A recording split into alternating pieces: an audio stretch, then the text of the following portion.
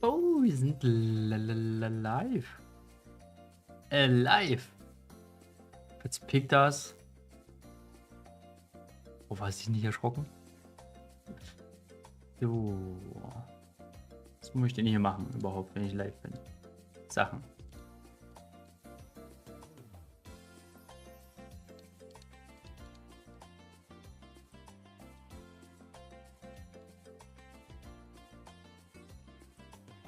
Das habe ich, das. Können auf jeden Fall noch nach Laos gehen und da kurz noch Tauwa machen.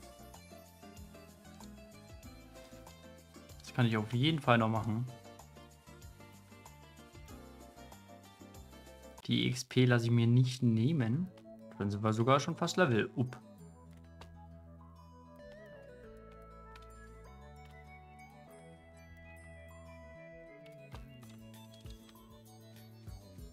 Was ist das hier? Crab Shell brauche ich nicht. Hier ist noch eine Naughty. So, was ist denn jetzt nun besser?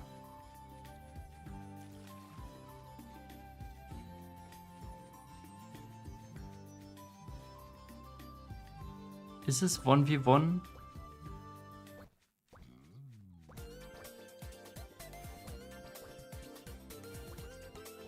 Oder ist es AOE?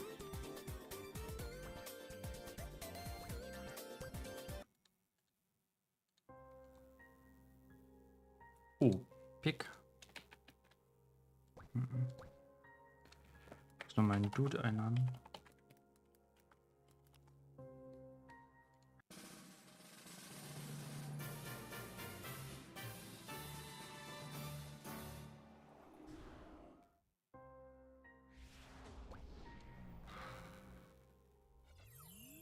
Sind die in unterschiedlichen Dings drin? What? Kann doch nicht sein.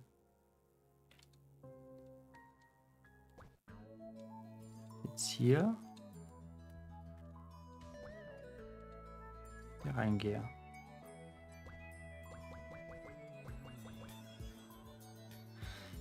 Was habe ich jetzt gemacht? Muss ich zweimal Solo machen? Voll für den Arsch. Toll, alles nur wegen Pick.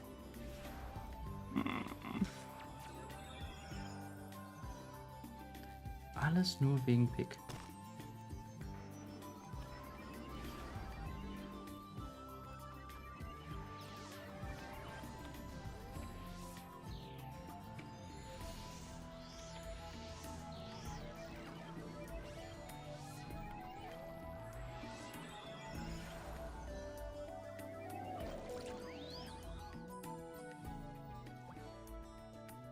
Jetzt hier reingehe? Ich habe einen Dungeon am Rennen. Oh, Bre, warum geht das jetzt nicht mehr? Oh, nee. Gar keinen Bock.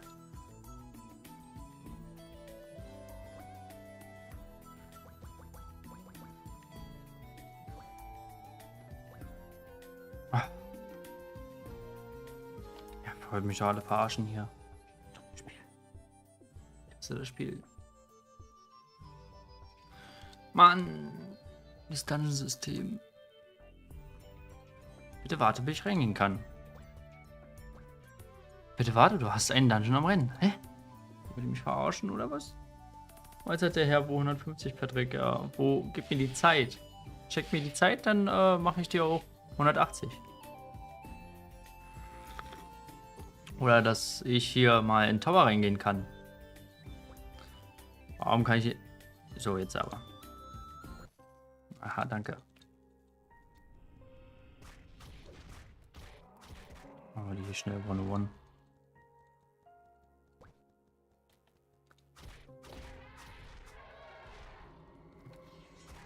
Aha, Mazy Maze. Was geht ab? Morgen. Als Spiel ist nach Teusland angegeben. Oh. Aber ich habe eigentlich Fly. Aber ich glaube, scheinbar bei Twitch muss ich das wohl selber umändern, händisch. Ich habe eigentlich das über so eine andere Plattform, wo ich YouTube und Twitch zum Beispiel gleichzeitig mitsteuere. Aber das scheint dann wohl nicht so gut zu funktionieren. Aber danke für den Hinweis. Dann kann ich das natürlich umändern. So. Einzig wahre Flip. Bam. Warte mal. Ist noch Stream-Info? Ne, das passt. Bin nur wegen Terrasland hier. Tschüssi, Mace. Ja, Terrasland hat mir bis jetzt dann nicht so krass gut zugesagt. Muss ich sagen. Ne? Ja, Terrasland sind auch okay. Ja, trotzdem sind es immer die gleichen Schlinge, die hier sind. Jetzt bin ich schon echt lecker. Nicht so viel wie mit Amp und Ballon. 1-1 meinst du jetzt? Ja, ich denke mal, mit Quest abgeben sind wir dann Level 145. Und dann können wir einmal testen, eine Stunde AOE und eine Stunde 1v1. Gucken wir mal einfach mal, wo wir mit beiden stehen. 1-1 hätte ich zwar schon Bock drauf, ich will aber nicht auf die XP von meinem Ringmaster verzichten. Also ich hätte schon gerne, dass ich einfach mit beiden gleichzeitig 160 bin und ich nicht dann den RM dann halt hinterher schleifen muss irgendwie. Na, you know what I'm saying? 1-1 fühlt sich definitiv besser an vom Level her. Ja. Das wurde geändert. Der 101 XP-Boni wurde erweitert. Der hat ja bei Level 100, ab 120 Monster haben 1v1 auf 35% XP-Boost bekommen. Das war bis jetzt so geblieben. Jetzt mit der Erweiterung ist es aber bis zu 102%, was der XP-Boost dann ansteigt. Also kriegt man jetzt wesentlich mehr.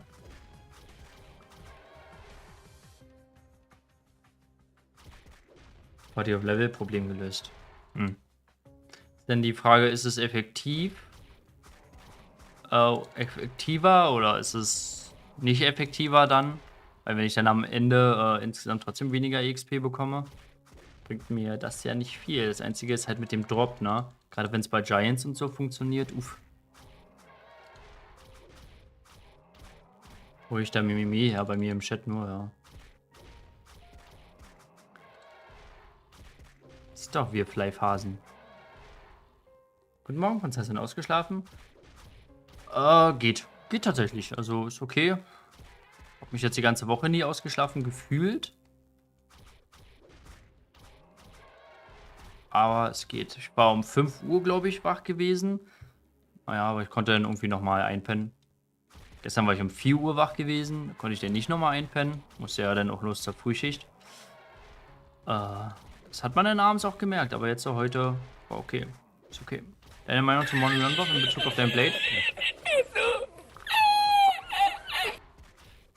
Ja. Das ist eine gute Frage.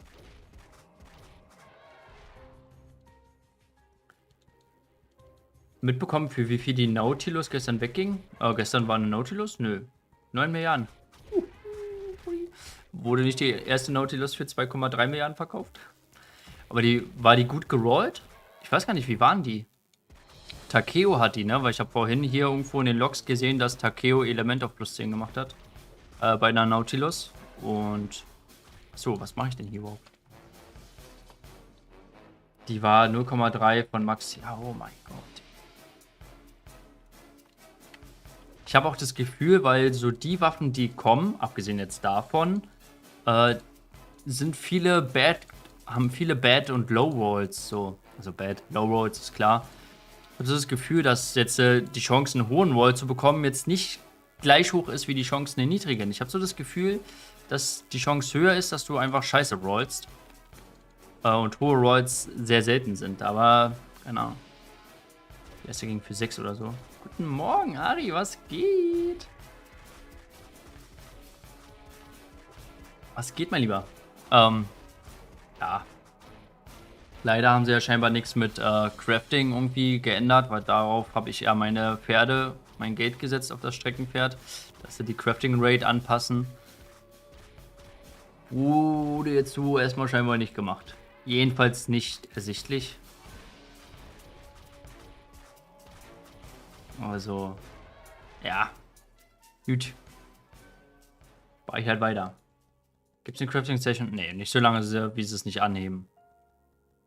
Kaufst trotzdem weiter? Ja, ich würde eigentlich schon weiter kaufen. Also, bin halt überrascht, weil natürlich am Ende ist es ja nur meine Meinung. Und ich sag mal, was bringt uns halt das Event mit Crafte oder Create Ultimate Weapon oder Upgrade Ultimate Weapon, wenn auf jeder Server eine Handvoll bis maximal 10 Leute während dieser Eventzeitraum diese Waffe haben, die man Ultimate machen kann. Zumal X-Protect-Verkäufe, also nur weil jetzt 3 Leute irgendwie so eine X-Protects kaufen vom Server, also für Galas ist ja Geld, was sie nicht bekommen, wenn man nicht an diese Waffen rankommt. So, ne? Und ich sag mal, die sind ja jetzt auch nicht so. Es gibt ja noch höhere Waffen. Also ist jetzt nicht so, dass, oh, wenn du an die Waffe gecraftet hast, wie bei Bloody, dann bist du fertig, dann hast du halt die beste Waffe, sondern es gibt ja sowieso immer noch die bessere Waffe bei The Wilds. Und daher würde ich eigentlich schon ziemlich sicher mir sagen, dass sie die Crafting-Rate erhöhen werden, weil die halt einfach keinen Sinn macht. So, ne? Weil wenn nur einer von 100.000 Tries da mal durchgeht, wenn du Average bist, wenn du Pech hast, dann könntest du rein theoretisch auch 200.000 Tries machen. Das ist halt unrealistisch, so, ne? Aber ich würde trotzdem erstmal weiterkaufen, ja. Ich finde, die hätten den Nightmare Dungeon bis 160 machen sollen. Hat für mich keinen Anreiz zu leveln. Ja, das stimmt schon. Also, ich hatte auch schon oft den Gedanken, Mann, hättest du mal doch nicht so dich hypen lassen denn vom Update und sagst, levelst mal mit, sondern hättest du doch einfach weiter deine Nightmare Dungeon Run Solo gemacht. Dann würdest du jetzt noch weiter gut Cash verdienen und sowas. Jetzt musst du halt leveln. Aber irgendwo, mir macht ja Leveln auch Spaß so. Und ich will auch weiter leveln und mich mit dem neuen Content auseinandersetzen. Und so habe ich halt als neues Ziel, The White Solo zu farmen. Da bin ich aber noch weit von entfernt. Ja. Leveln ist ja auch eine gute Sache. Ich glaube, die meisten hätten ja auch keinen Bock jetzt so zu. Da muss ich mich ja auch immer so, ja, die Leute wollen ja auch zugucken. Und jetzt da weiter Nightmare Dungeon Runs. Ja, ja. Die Leute wollen ja auch den neuen Content sehen und so. Ich wette drauf, selbst mit Top Max Gear, Solo wird das nix. Wenn irgendeine. Ich bin ja den Dungeon bis jetzt immer noch nicht gelaufen. Wenn irgendeine Mechanik das natürlich verhindert, dann nicht. Ich glaube aber rein wertetechnisch unter dem Zeitlevel würde ich schon. Aber ich bin halt noch nicht gelaufen. Aber ich würde schon sagen, wenn du auf dem Ringmaster die Herneswaffe hast, gut geupgradet, Ultimate mit Attack-Bonus, PvE-Schaden-Bonus. Wenn du das 150er Set für AOE auf beide Chars hast, wenn du Ulti-Schmuck auf beiden Chars hast, wenn du auf dem Blade die Herneswaffen hast. Ich denke mal, also so eine Sachen wie 500 Millionen HP runterhauen, das wird jetzt nicht so das Problem sein. Die Frage ist halt nur, inwiefern Mechaniken dich davon abhalten, finde ich. So. Ja, das haben sie auch zum Nightmare Dungeon gesagt. Warum wird es denn nichts? Also, was ist der Grund dafür? Gibt es da eine Mechanik oder so, wo du sagst, nee, das mit 2 Chars kriegst du das nicht hin? Ich sag mal, wo Nightmare Dungeon rauskam, würde auch jeder sagen, naja, das kannst du nicht solo machen, das funktioniert nicht.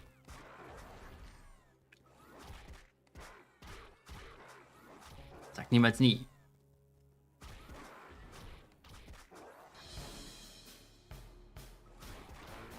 So, dann müssen wir noch Ringmasters machen.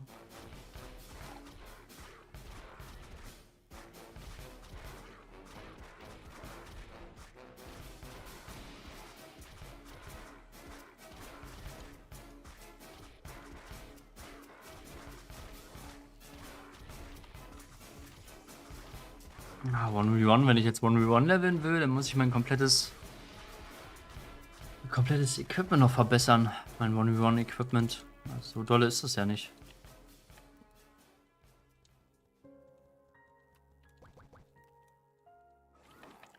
So dolle ist das ja nicht. Ah, das habe ich ja schon durch, das habe ich durch. Habe ich auch fast durch. Hätte ich jetzt noch eine Nautilus-Waffe,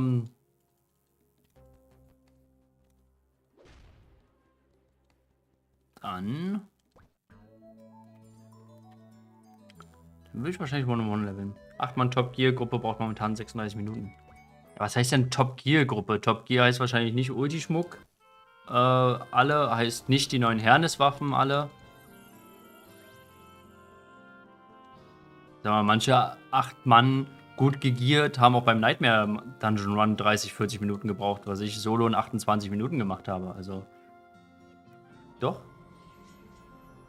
Ja, muss man halt gucken. Da noch nicht so voreilig. Aber sagt mal alle, ja, geht nicht, wie bei Nightmare Dungeon Run und dann mache ich dir das. Dann funktioniere ich immer am besten. Wenn man sagt, nee, geht nicht, ja doch, geht. Und ich muck FWC 135 Max. Ja, sind aber nicht die neuen Waffen. Ne? Man muss halt, also gerade bei Blade DPS sind die neuen Waffen schon gestört krass, wenn die halbwegs gut moderat gerollt sind. Jetzt nicht gerade das niedrigste. Mann, ey, das nervt mich mit den Craften, ne? So. Achso, ne, wir haben jetzt abgegeben. Ich bin 145. Den können wir jetzt, wo waren das? Das hier können wir abholen. Nehmen wir gerne mit. Dein Pet ein. Warum? Bin doch nicht arm. Muss ja erstmal mit dem Ringmaster noch rein. Aber ich packe mal vorsichtshalber mein Pet ein. So.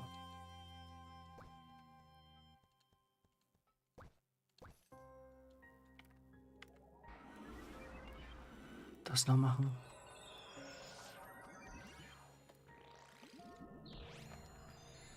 Kriege ich mein HP-Pad nach dem Stream dann mal? Bonus. Frech. Frech, dass du es auch noch ernst meinst.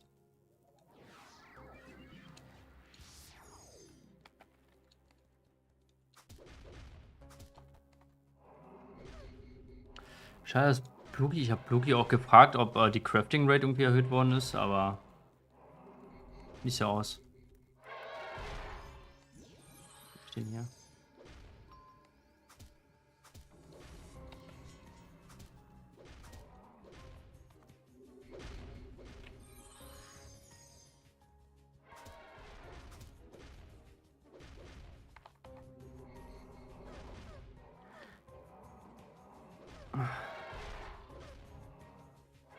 Kannst mir aber gerne noch mehr Nautilus-Waffen bringen. Muss ich 2 Wochen darauf warten. In der Hoffnung, dass es dann patchen.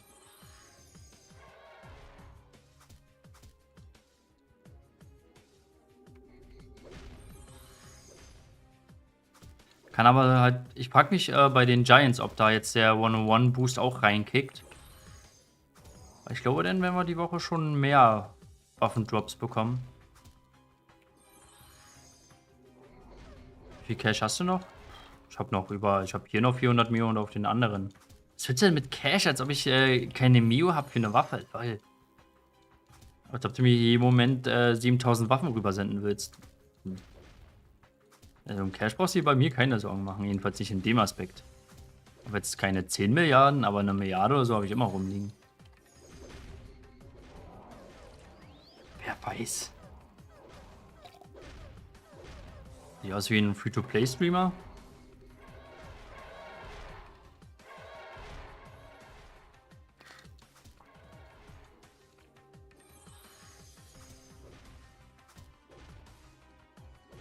Ja, immer der abgehobene. Ja, der ist so eine Unterstellung. Solltest du langsam besser wissen. Mensch.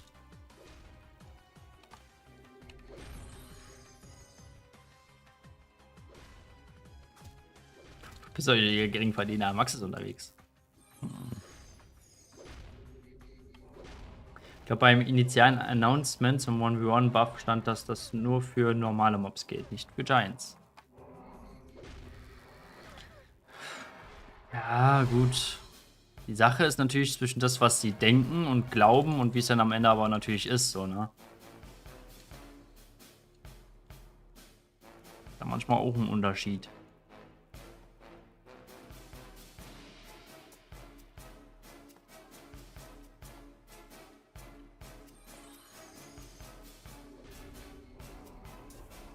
Na gut, wäre es ja theoretisch, aber wiederum auch nicht, weil ich finde, die Droprate bei Giants ist schon gering. Ich habe jetzt nicht ultra viele gehauen, Giants, aber ich habe immer mal, wenn ich mal so kurz eine halbe Stunde Zeit hatte, irgendwo 2, 3 Giants weggehauen. Naja, Also Ultimate Orb habe ich bekommen. Ne, nicht Ultimate Orb, die normalen Ultima. Aber da habe ich jetzt 3 Stück oder sowas von pro Char. Also beim RM und beim Blade.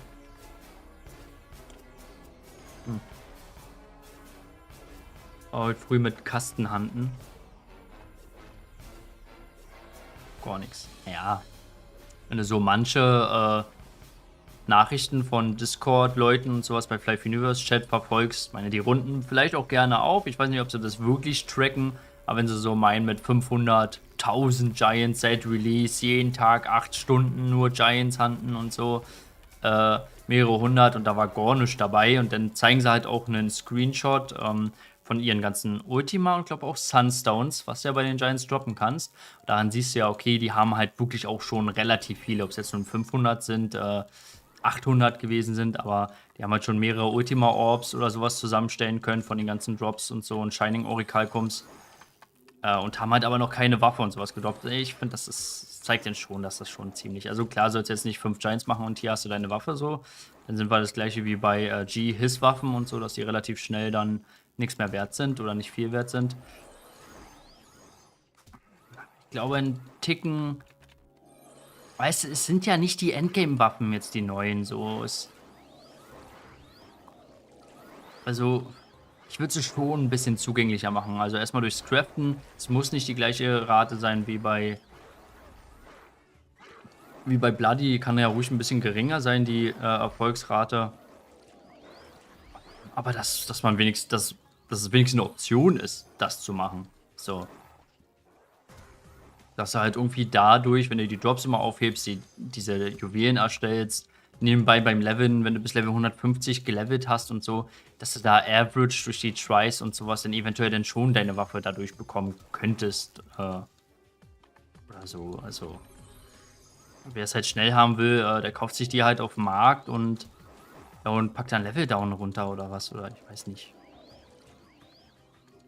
Oder wenigstens, wenn du im Durchschnitt bis Level 160 gelevelt hast und jede Waffe, die du so gedroppt hättest, hättest du dann.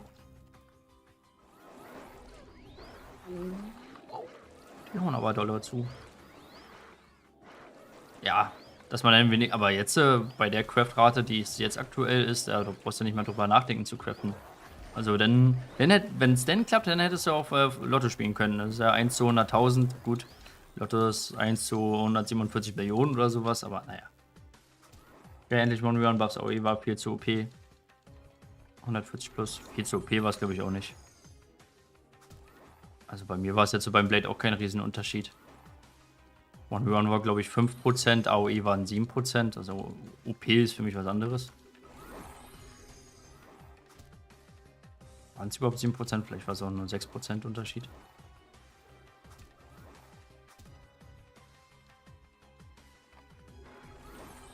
AOE, Psy, Baller 30%. Ja, also da redest du jetzt vielleicht von den einen einzigen, der das geschafft hat, der zum Leveln alleine 1500 Euro reingecasht hat. Na, soll er doch seine 30% kommen. Also es ist ja jetzt nicht Spiegelbild für jeden einzelnen Psy, der levelt. Oh, ich glaube, hier verrecke ich. Ich habe noch nicht AOE. AOE. Ach, scheiße, Diggi. Nee. Der erstmal D-Leveln. Weil ihr mich ablenkt. Null. Ah ne, unsere Prozent sind ja wieder da. Da müssen wir rein.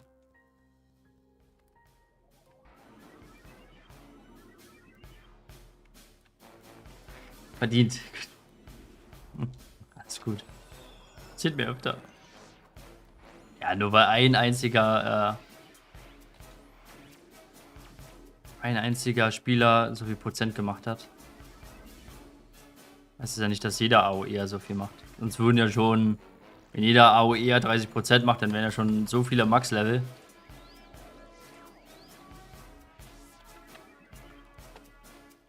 Gerade das ist ja das Gefährliche, wenn irgendeiner das irgendwie vormacht und die Leute dann denken, oh, hier AOE, die machen alle 30%, kommen, wir nerven AOE. Das ist jetzt nicht so realistisch, denn das ist genau für alle anderen auch so ist. Ach süß, der Giant ist ja schon da, lol. Kann ich da trotzdem noch meine XP-Box haben? Wo sind die? Wo ist denn der Noob gestorben? So. AOE erstmal mit Equipment.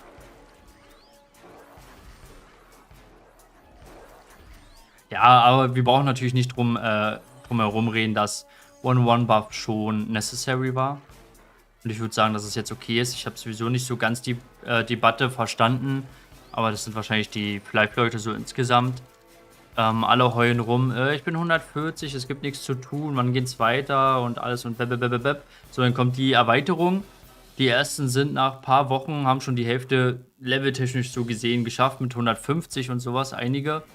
Und alle sind am rumheulen, ja, erhöhen wir die XP, es dauert viel zu lange. Ja, na, was wollt ihr denn? Wollt ihr ab Januar schon fertig sein und dann wieder rumheulen, dass es nichts zum Tun gibt? Oder nein, lass doch die XP-Rate niedrig sein. Und man muss doch nicht gleich von heute auf morgen gleich Max-Level sein. Das verstehe ich sowieso nicht. Dass die rumheulen, dass es nicht weitergeht und dass sie weiterleveln wollen, dann auch die sind, die dann rumheulen, weil es ihnen zu langsam geht, wenn. So, und dann wollen sie gleich wieder Max-Level sein, damit sie wieder was zum Rumheulen haben. So.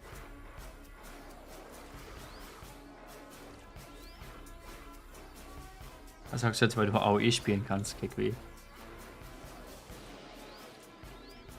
Also ich habe schon beides gespielt. Auf Arbeit habe ich meistens immer 1v1 gespielt. Mir geht es ja nicht um die XP-Rate da per se, sondern halt einfach nur, ich meinen Ringmaster gleichzeitig mit hochhebe. Also mitnehme, sozusagen.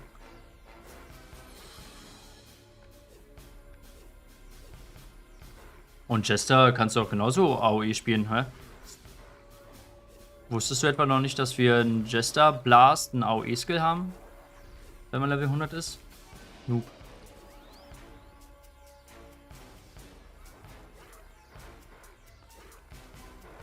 Man kann auch einfach niemanden recht machen. Moin.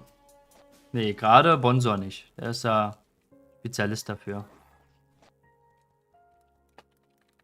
Macht das ja AOE und rein in die Masse. Was mache ich mit meinem Jester eigentlich?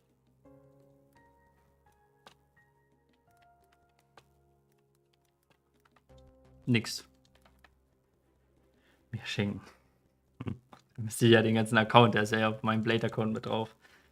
Das war ein großer Fehler von mir, dass ich den auf dem gleichen Account gemacht habe. Ich wollte es ja eigentlich wegen dem Schmuck und so, dass es halt weil es ja Account gebunden ist. Aber am Ende spiele ich jetzt sowieso nur noch den Blade erstmal. Wäre besser gewesen, wenn die auf unterschiedliche Accounts. Gut, hat jetzt beim Ringmaster nicht so viel gebracht, wie ihn einmal stürmen, aber ist ja nicht so schlimm.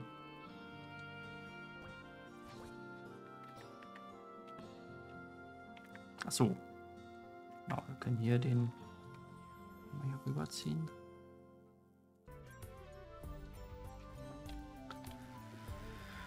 So, dann machen wir einmal AOE, würde ich sagen, eine Stunde.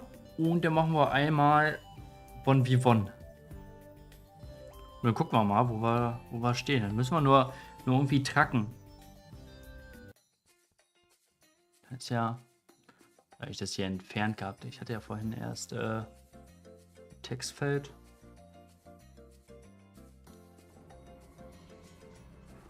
Können ja mit 1v1 anfangen.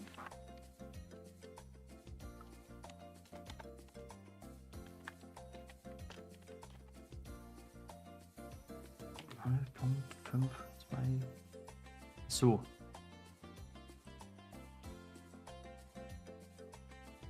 Was ist denn das? Text.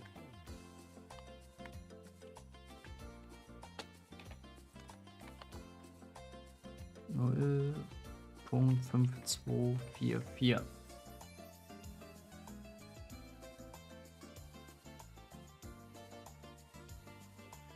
Wollen wir das noch ein bisschen schöner machen? Oh, what?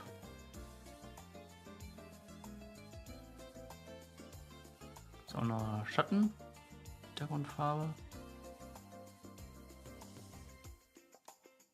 So. Ah.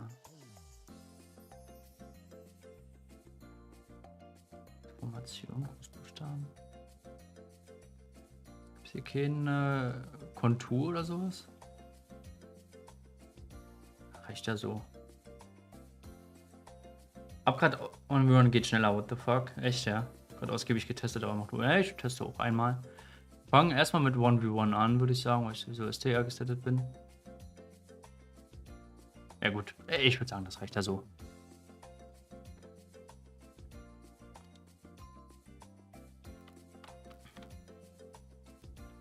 Nächste. Oh. Ah, aber ich will eigentlich gar nicht 1v1 leveln.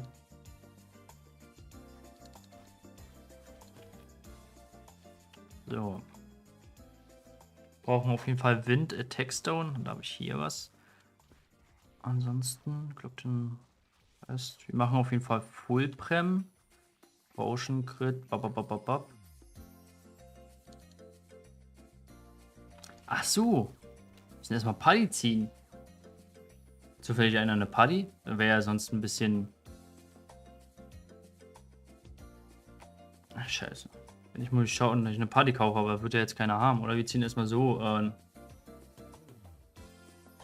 Oder wir ziehen erstmal so eine Party, bevor wir anfangen. Dann muss ich da die Start-XP nochmal. Ich habe eine Party, kannst meine weitermachen. Ja, ist es okay für dich, wenn ich die nehme? Wegen Link Attack? Ich verkaufe die Party. Naja, Pick ist nicht so ein Halsabschneider, glaube ich.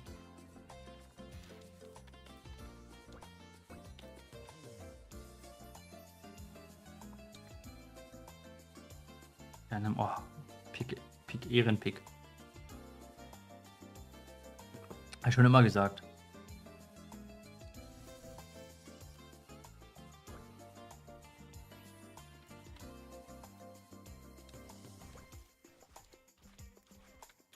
Dankeschön, Pick. Pick, der hat eben noch gesagt.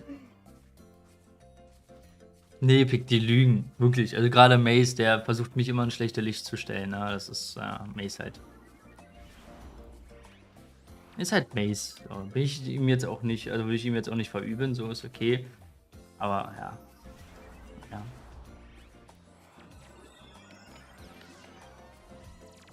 Mace, hast du noch ein paar Nautilus?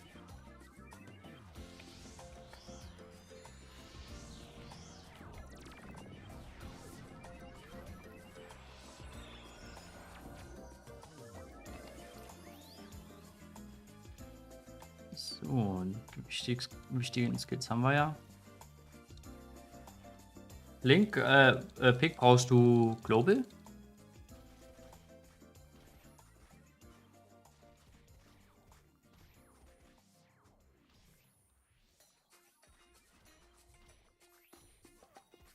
Nee, gerade mache ich nichts, okay. Bin ich denn völlig mit meinen eigenen Chars so ein bisschen?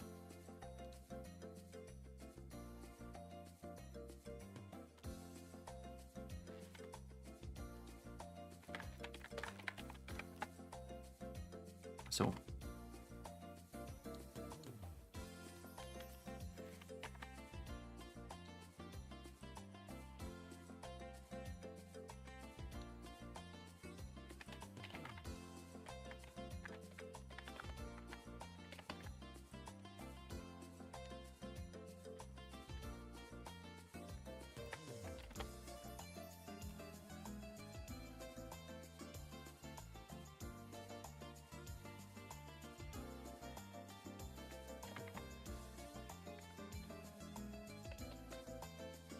Papa.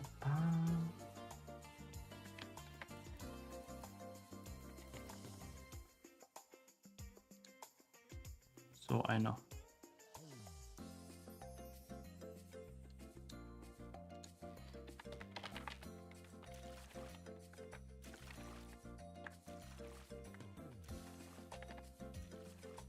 Mann, das ist falsch.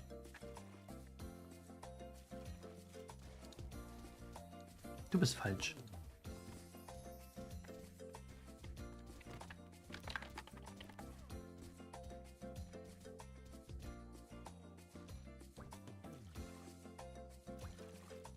Okay.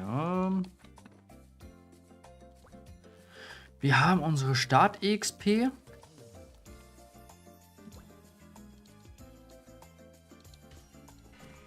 Muss ich denn da noch in mein One-on-One-Equipment investieren? Ampli ist an, Upcut Stone ist an, Link Attack. Können wir loslegen, würde ich sagen.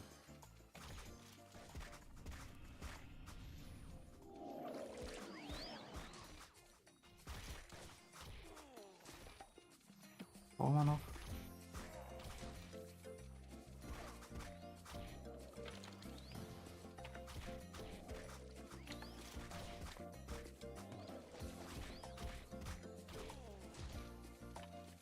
Gucken wir mal, wo wir landen.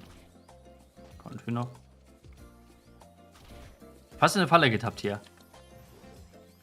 Von Pick.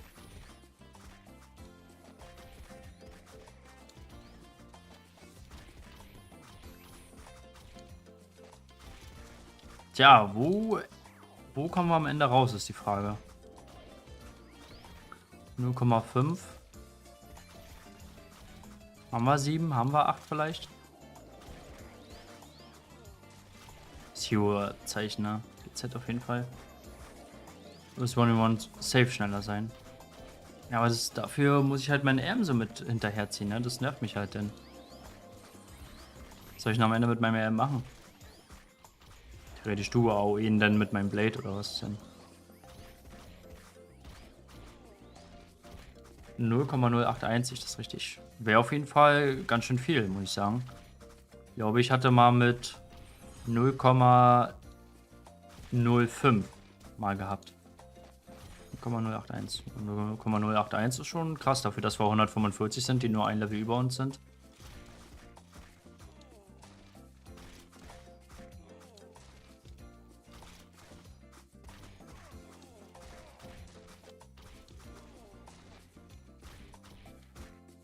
Aber wenn ich mich jetzt denn doch entscheide, 1v1 zu leveln, dann muss ich, glaube ich, langsam Ulti-Schmuck rangehen. Ist hier 0,074. Mathe ist halt, na, wenn wir alle so schlau, dann würden wir nicht Fleisch spielen. Wieso nimmt der die 0 nicht? 0,0081? Was so? So wenig?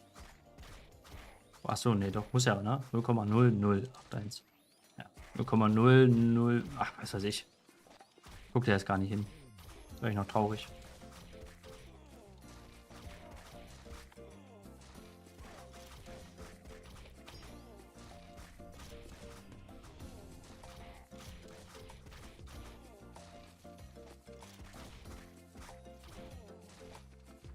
Ja, das Ding ist halt, ich müsste halt jetzt mit meinen AM die ganze Zeit immer wieder healen und sowas, ne, um die Beteiligung zu bekommen, damit er mehr XP bekommt. Ansonsten bekommt er halt einfach gar keine XP.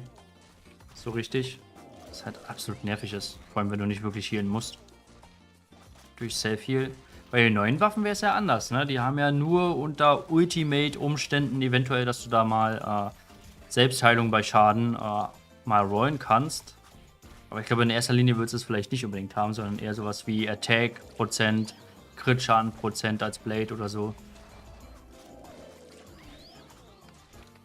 So, Self-Heal ist halt mehr so ein QL-Stat. Aber wenn du wirklich reine DPS haben willst, was du eigentlich haben willst, dann bringt dir der auch nichts.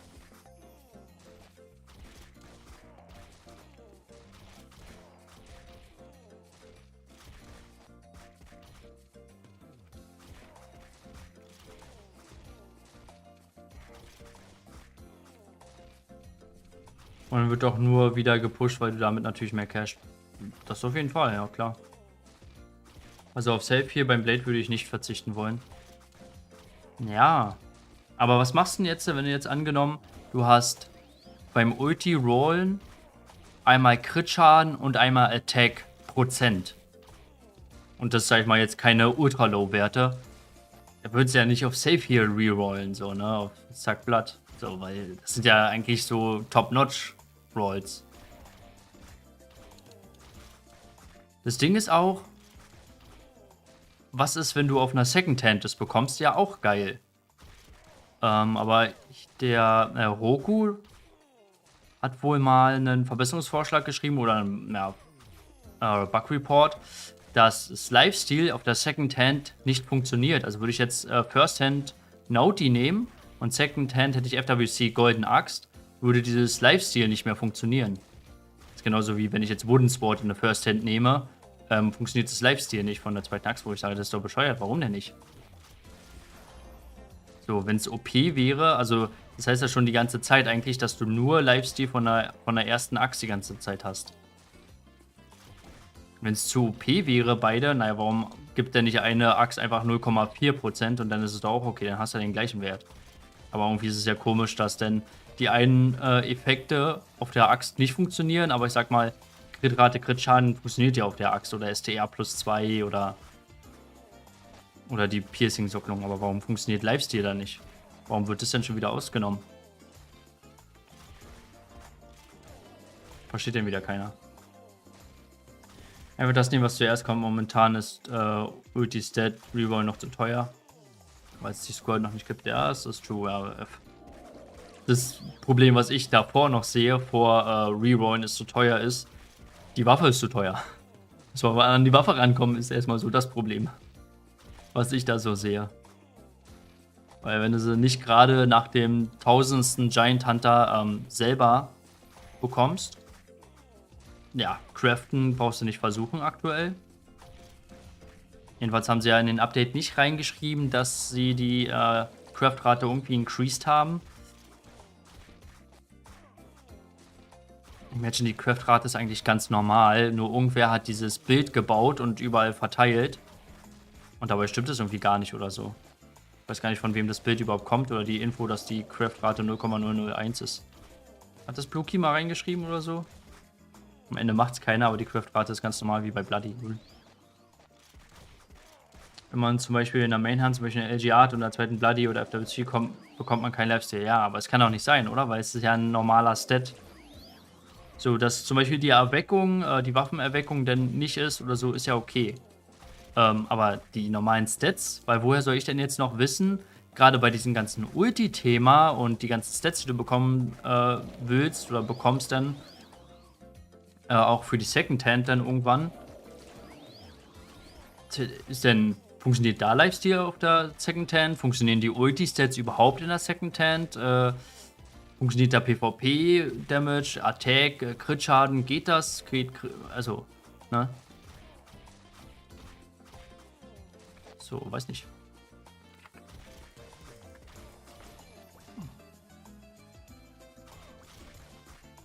Machst du einmal 15 Minuten Global, please? Ja, klar.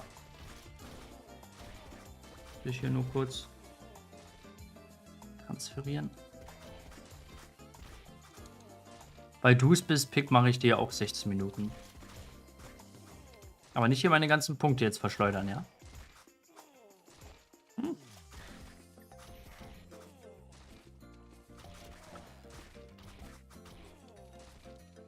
Hast in 6 Minuten 0,85 gemacht, also eine Stunde gleich 8,5%.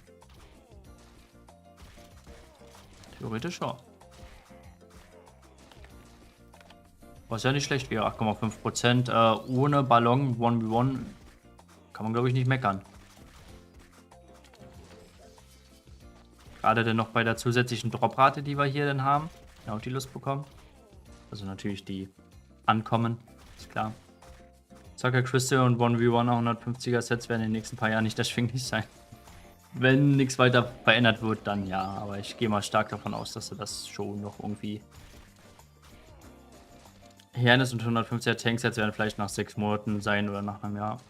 Wenn es aktuell so bleibt, dann ja. Ich gehe aber davon aus, weil es ist ja im Interesse von Gala, dass wenigstens die Hernes-Waffen schon wesentlich erreichbarer sind. Weil dann hätten sie das Ultimate-System nicht einführen brauchen, wenn ja nur eine Handvoll Spieler überhaupt an die Waffen rankommt. Denn vor allem auch dieses Event ist ja dann lächerlich. Das limitierte Event bis zum 7. Dezember, Create Ultimate Weapon.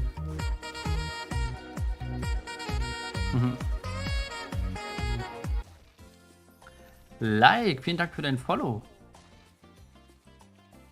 Hast du 100% Crit? 95,5. Also mit einem Crit-Rate Cotton Candy, ja. Oder ich könnte noch eine Dex Flask machen, dann hätte ich 97,5. Also ab dem Punkt 95,5.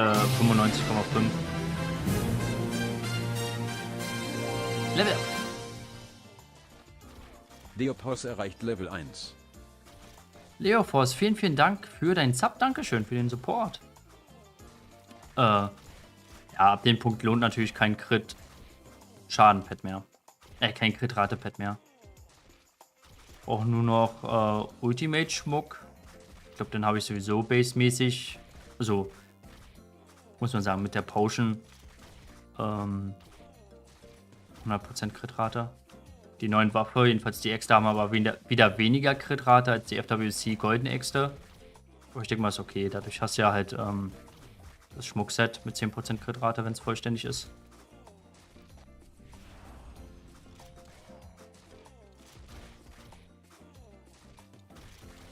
Ja, nach der Levelstunde hat mein Blade dann finally mehr Prozente als meine RM. Und zwar meine RM immer voraus.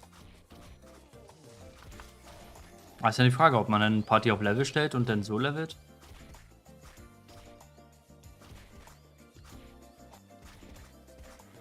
Oder ob man erstmal mit dem Blade vorprescht und man macht das dann im Nachhinein am Ende.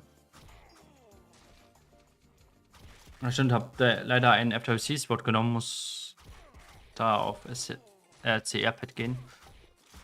Ja, gut. Hab auch noch einen Sword hier rumliegen irgendwo. Da ist auch noch mein Sword. Oh ja. Ich denke mal, die Äxte sind da erstmal aktuell besser. Aber hätte ich jetzt vielleicht das Schmuckset schon, dann würde ich vielleicht sogar auch auf Sword gehen in der Offhand. Für mehr Crit-Schaden. Schon die Bank angeschaut, nicht nur angeschaut. Ich habe auch schon auf einmal 24 neue Slots. Was für mich eine Erleichterung war, weil ich halt so viel Soul-Linked-Sachen einfach habe, die im Inventar rumpimmeln, die ich jetzt nicht unbedingt wegschmeißen will, aber jetzt auch nicht unbedingt heute Morgen verbrauche. So. Sag mal sowas zum Beispiel wie diese Soul-Fragmente ABC oder ABC-Kartenbox. Die brauche ich jetzt aktuell nicht, weil ich jetzt keine Dungeon runne und keine neue Waffe ausrüste. Und da, ja. Box 1, 2, 3, 3, was ist das wert? Das ist wert. 300 Mew, 400 Mew vielleicht maximal. Chat, ist das wert? 300 Mew?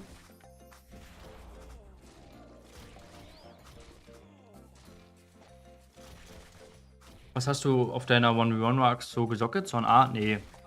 Nur Wind B und A-Karten.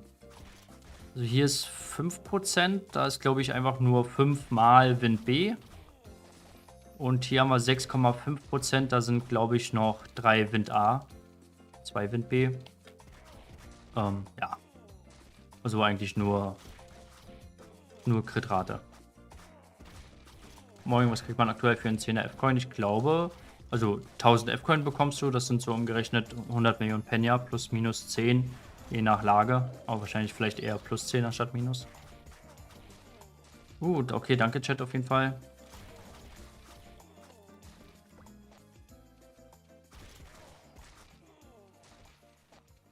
Ach, hab nimmer Piercing gedacht, das könnte ich noch machen. Ja, auf jeden Fall. Da kann ich auch empfehlen, Wind-B-Karten, also gerade Crit-Rate zu nehmen, wenn es da noch struggelt mit der Crit-Rate.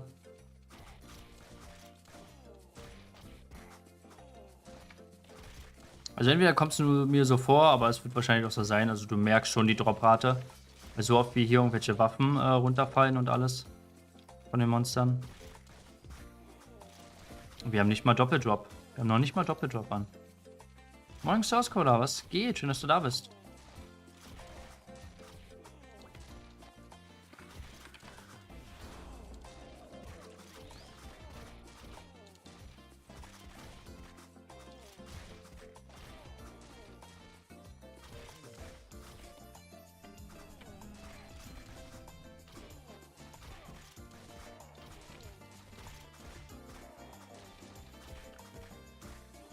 Prozent in 40 Minuten. Müssen wir uns also ranhalten ein bisschen, sagst du.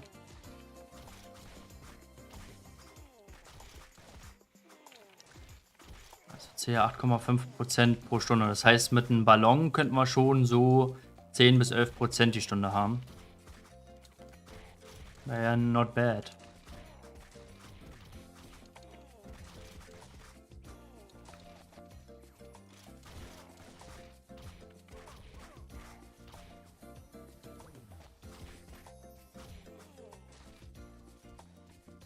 So, jetzt haben wir Doppeldrop.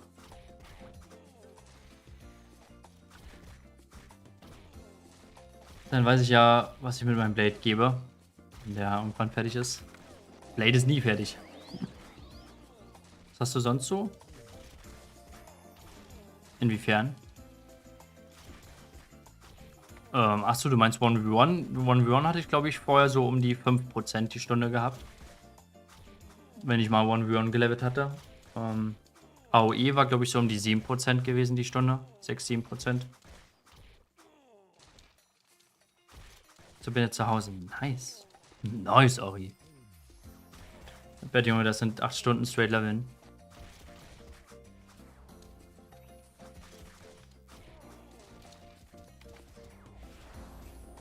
Ja, aber was anderes machen wir doch hier bei Flive nicht. Außer leveln. Ob es nun 8 Stunden sind, 100 Stunden oder 1000 Stunden.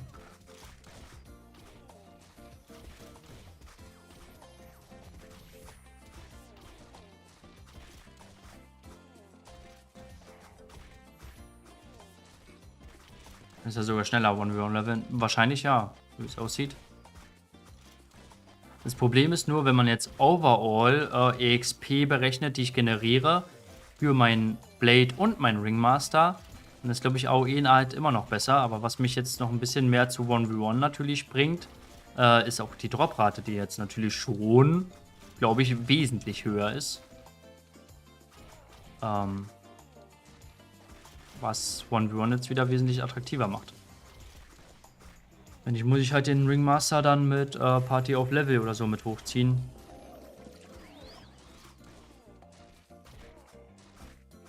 Ich will halt nicht meine RM so hinterher schleppen, dass ich dann irgendwann mit dem Blade 160 bin und mein RM dümpelt bei 147 rum oder sowas. Er hat auch irgendwie ein bisschen Kacke.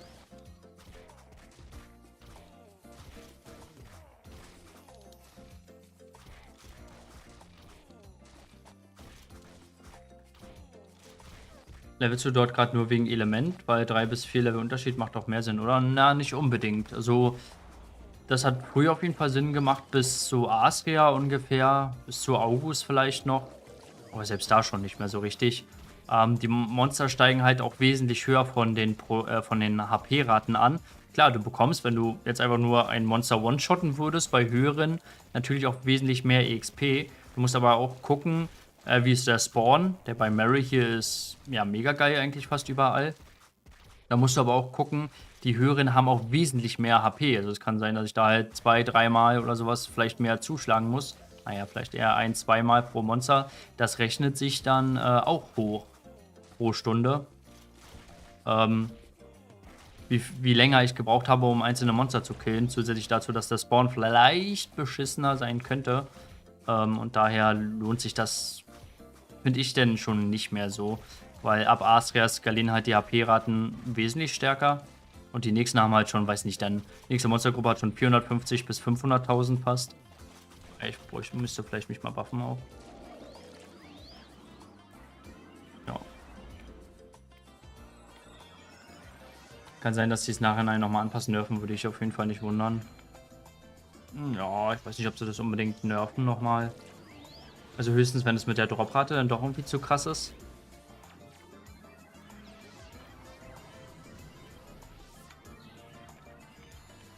Die Frage, ob es halt nun auch bei den Giants eine Rolle spielt oder halt denn nicht. Bei 1-1 hast du den Vorteil, eine Hand in der Hose haben kannst. True, ja. Oder damit im Gesicht die ganze Zeit rumfummeln, weil die Kamera auf dich gerichtet ist. Statt woanders rumfummeln. Welches Pet spielt man als 1-1 Blade? Ich sag mal, so mit bis Anfang Endgame auf jeden Fall Crit-Rate Pet. Wenn du sehr, sehr, sehr starkes Equipment hast, also Richtung FWC Golden Buffen und vielleicht auch schon Ultimate-Schmuck, dann brauchst du ein Crit-Rate-Pad nicht mehr, den Crit-Schaden-Pad. Also du solltest immer erstmal anvisieren, so an die fast 100%, also am allerbesten Fall 100% Crit-Rate zu haben. Hängt auch davon ab, ob du, so wie ich zum Beispiel, ich level eigentlich fast immer 1v1 mit aktiver Potion of Recklessness Potion, die 10% Crit-Rate bringt. Wenn du das nicht möchtest, dann ist auf jeden Fall eher ein Crit-Rate-Pad für dich. Für einen angemessener.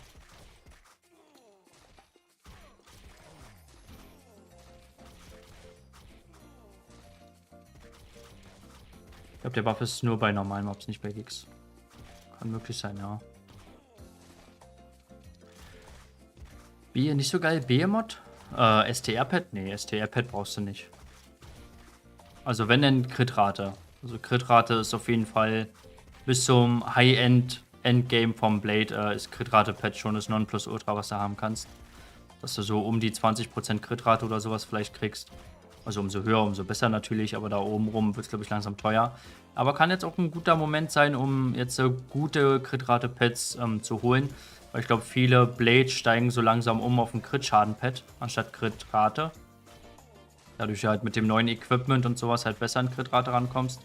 Jedenfalls schmuckt dir halt Schmuckset, wenn man das hat. Gibt dir ja 10% dann dazu. Das ist schon huge.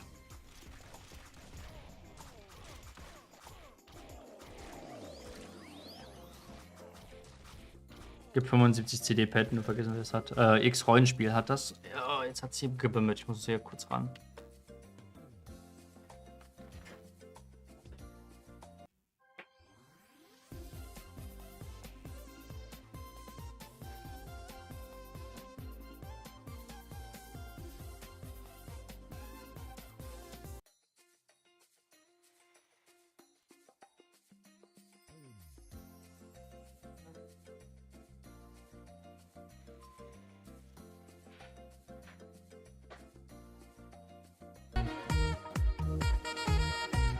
Die haben Post. Zweimal. Was war das hier für eine Absprache? Hermes Postbote hat mir einmal so Post geschickt und... Ach, scheiße, jetzt habe ich meinen eigenen Kopfhörer im Flur liegen lassen. Ich habe doch mal getestet, also AOE und 1v1 ist schon sehr nah zueinander. 1v1 leicht drüber. Wenn die Spawns aber gut laufen, könnte AOE besser sein, vor allem Du. Du, ja, denke ich mal auch. Ja, das Ding ist halt rein XP-ratenmäßig, ne? Gibt ja dann auch noch die Drops. Ja, je nachdem. Na gut, ich weiß nicht, ob da noch so ein großer Unterschied ist. Drop-technisch.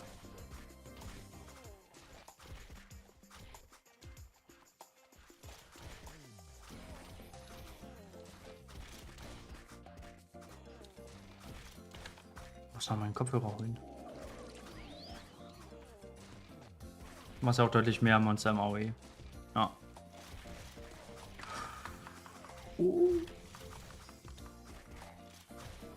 Yay, Nautilus. Hat sich gelohnt.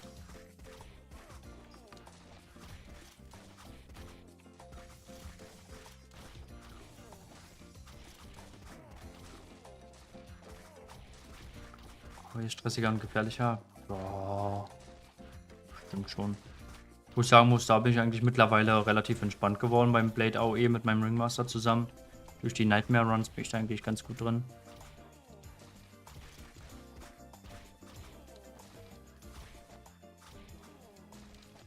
Dafür sollte man auch zumindest einen XP-Vorteil haben, finde ich. Ja, das stimmt auf jeden Fall.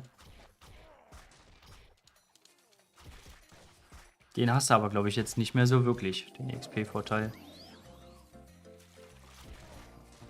Könnte schon sein, dass es vielleicht nochmal einen Ticken nerven. Bei einem direkten Vergleich nimmt sich das halt jetzt nicht mehr viel. Außer natürlich 1v1 Psy im Vergleich zum 1v1, zum AOE Psy. Naja, gut, klar ist da AOE tausendmal besser. Aha. Wir müssen mal die Penny pro Stunde ansehen. Einmal mit AOE und einmal mit 1v1 vergleichen, um es genau sagen zu können. Vielleicht können wir es ja machen. Vielleicht kriegen wir das ja hin.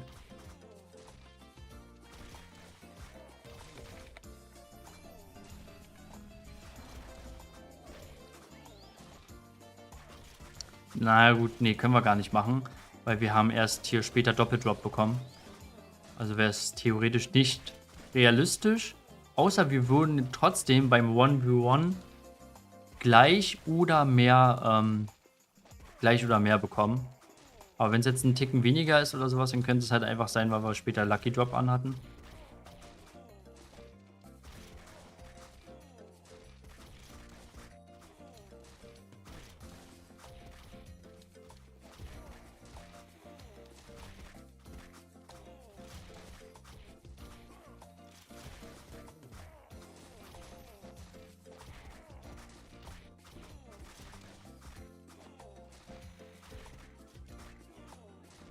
Imagine 1v1 Ela. Ich meinte aber gerade, dass AOE chilliger ist, wenn er auch immer heilen muss für M-Country. Ich würde vermuten, dass Blade 1v1 besser levelt, oder? Ich meine, dein AOE-Damage von Blade ist ja nicht so stark, oder? Ja, das denke ich schon. Nur ich denke, insgesamt die EXP, die ich pro Levelstunde bekomme, wenn ich meinen RM einbeziehe, ist aber beim AOE halt besser, ne?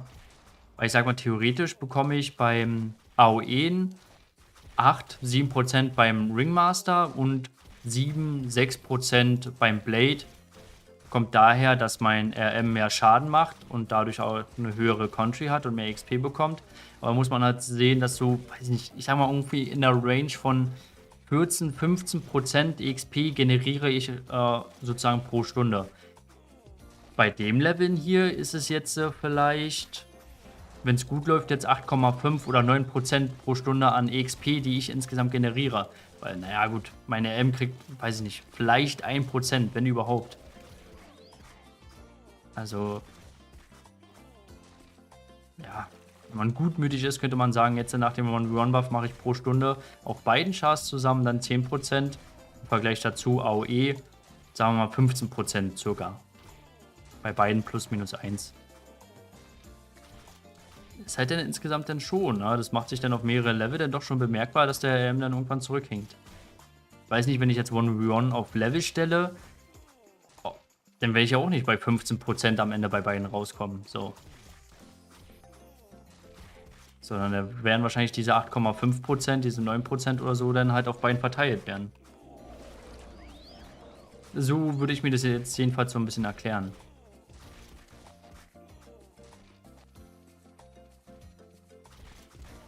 Ein anderer Spieler, der noch HC used, ist ja schon gut abgehen, ja, bestimmt. Aber ich weiß nicht, ich glaube, für einen RM ist es trotzdem nicht so geil zu supporten. Support XP ist hier nicht so doller. Wie Doppeldrop, moin. Doppeldrop ist ja hier Giftbox, der eine Party-Skill. Bin mal für eine Weile AFK, Mittagessen bis gleich. Ja, guten Hunger, Terranord. Lass dir schmecken. Ich halte beim 1v1-Leveln einfach bei jedem Mob-Kill ist halt super stressig, wenn man Mobs in 3 Hits killt. Ja, da jetzt hier auf dem Bildschirm gucken, heilen, nonstop, ist ja jetzt, wo Akkus raufkommen. Oder noch Chat lesen und mal uns anklicken. Zumal es ja halt keinen Grund gibt, ne? Das ist halt irgendwie so ein bisschen blöd so. Es ist ja. Ich muss mich halt nicht heilen, so. Warum soll ich mich heilen? Also die Country könnte auch länger laufen. Dass wenn du einmal geheilt hast, dass es dann, weiß nicht, 3, 4, 5 Minuten oder sowas die Country hält. Ey, du musst ja nicht auf Kampf die ganze Zeit heilen, wenn du nicht heilen brauchst, so. Jetzt höre ich dir lieber LCA oder noch LCA natürlich. Also allein vom Design schon. Und die LCA hat ja höheres Potenzial. Das ist die gleiche Frage, ob LG oder Bloody. Naja, Bloody ist natürlich besser.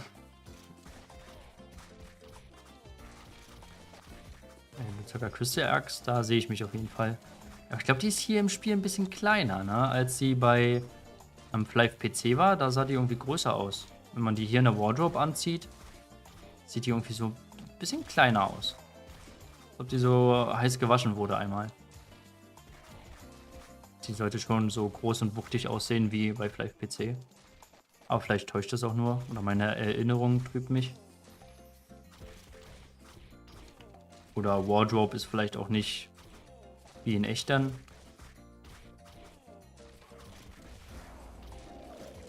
Gibt ja noch, glaube ich, keine LC-Axt, die man sich mal angucken kann bei irgendeinem Spieler.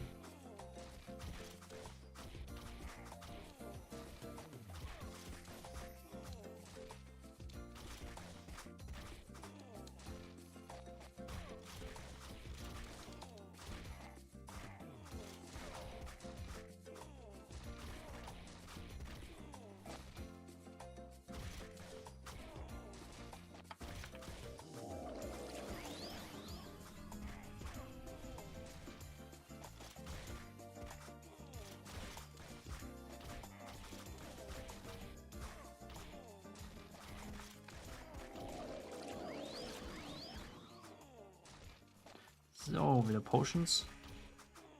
Nächste halbe Stunde.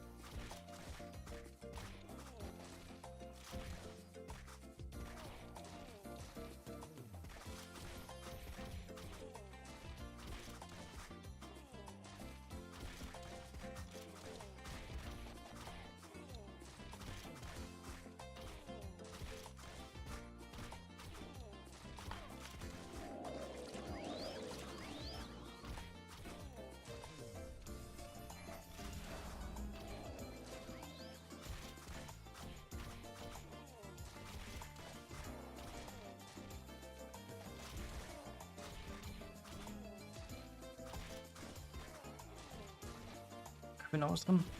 Das ist halt das Coole beim, beim 1v1-Level. Man kann halt einfach ganz entspannt Kaffee trinken. Hab ich vermisst. Finde, Naughty sieht krasser aus. Was ist mit Waterbomb-Chance? Kann ich dir nicht dazu viel sagen. Auf jeden Fall wurde jetzt wieder ein bisschen was gepatcht und es soll jetzt nicht mehr mit Int skalieren, sondern mit All-Stats quasi. Also umso mehr Stats du hast, umso stärker wird es. Egal ob es jetzt ein STR, Dex, Int oder STA ist. Was natürlich cool ist, aber inwiefern das jetzt funktioniert und wie das Gameplay damit ist, halt keine Ahnung. Ne? Dadurch man an die Waffen nicht rankommt, realistisch gesehen, ja, was soll man halt dazu sagen. So, ne? Ich finde Waterbomb fragwürdig beim Blade. Warum? Muss einfach nur ein bisschen STA statten, dass du nicht gleich aus den Latschen kippst. Meinst du jetzt weiter immer 1, 2, 3 mit drauf hättest, aber ist ja jetzt nicht so das Problem, oder?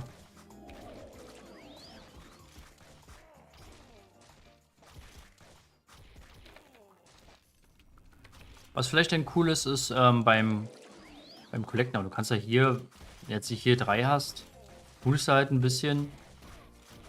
Deswegen stirbst du auch nicht gleich, oder? Du wirst ja nicht die ganze Zeit immer 20 Monster am Arsch kleben haben.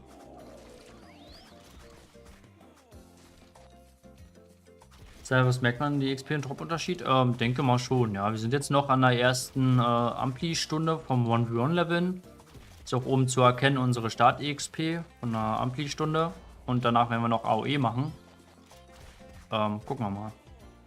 In eine Non-Agro-Gruppe Renns, wo 6 stehen. Ja gut, vielleicht sollte man dann halt auch nicht in eine Non-Agro-Gruppe reingehen, wo 6 Monster stehen. Vielleicht sollte man das halt auch einfach nicht tun. Dann sollte man halt einfach woanders hingehen. So, sich umdrehen und dann halt da ein Monster einhitten. Oh, ich denke jetzt wegen 3 Monster, die du dann kriegst, weiß nicht, ob das jetzt so problematisch ist. Klar, ich sollte jetzt vielleicht nicht hier so den machen und dann hier versuchen, hier gleich alle. Aber selbst dann pulst du halt und dann klopfst du so trotzdem tot. Weiß nicht, Jungs. Ne. Man kann es halt nicht allen recht machen.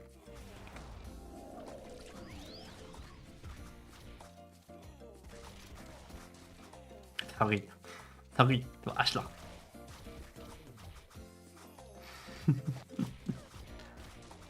Ich habe halt nicht nur eine MRD rumliegen. Doch, wenn du mir eine 1000 Nautilus-Waffen schickst, dann hast du auch 1 Milliarde. Oh man. Waterbomb soll für AOE ziemlich krass sein. Hast du jeden Mob, dass du mit einem AOE triffst, dann die Prozent Chance, den Waterbomb AOE auszulösen, der dann alle Monster trifft. Echt, ja? Das hört sich so. Oh, das wäre ja richtig geil für AOE dann wieder. Dann hättest du ja so einen schnellen Killspeed. Vor allem mit einem Blade. Wo ich glaube ich wahrscheinlich erstmal wieder AOE leveln. Also dann safe. Ich habe halt nicht nur eine. Okay, ja gut. Ja, sorry, Bro. Kann halt nicht lesen. Dann bin ich ja hier Livestreamer geworden.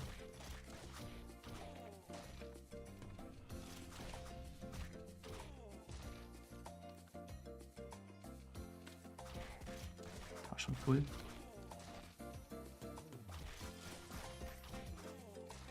Das in deinem Video nicht so ganz verstanden. Bekommt man von 141 auch schon eine erhöhte XP- und Droprate oder erst ab 141? Nee, bekommst du auch schon. Also ist sozusagen automatisch applied. Umso höher die Monster-Level sind, es richtet sich meistens nach den Monster-Leveln, umso höher ist die XP-Rate. Ich glaube, die ist jetzt auch schon vorher erhöht. Früher ging die halt nur bis 120, da war dann 35% Bonus gekappt. Und jetzt müsste es, glaube ich, automatisch weiter skalieren. Also, dass du es auch schon vorher hast. Aber ich habe es jetzt natürlich nicht getestet. Aber soll schon vorher sein. Beim Waterbomb wird nicht vom Herden die Buff berücksichtigt. Die hätte Puls incoming. Das ist natürlich krass.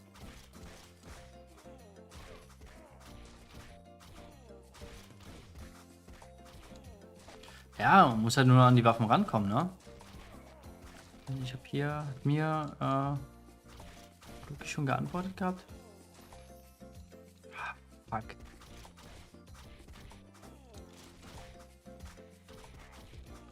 Okay, ich hatte Bluki nochmal gefragt, ob die Crafting Rate irgendwie angepasst wurde.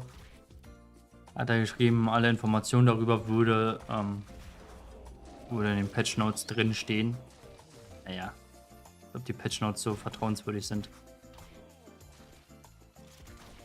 Gibt ja keine Shadow Patch oder so. Aber gut, wenn er das sagt, dann wird es wahrscheinlich nicht gepatcht worden sein. Schade, wieder 2 Wochen warten. Kaufe am, wie heißen die Dinger? Amethyst Stones, 5 Mio each und Neglected Nautilus, die 145 ankommen. Nee, kommen? Nee, ankommen? Was ist die? Ankommen, ne? Die Waffen sind ankommen. Ja, kaufe ich. Oh mein Gott, Digga, imagine, die patchen das niemals, ne? Und wann sitze ich dann wirklich auf meine 100.000 Tries? Das wird ein langes Video werden. Oder ein langer Stream. Das kann ich euch schon mal sagen.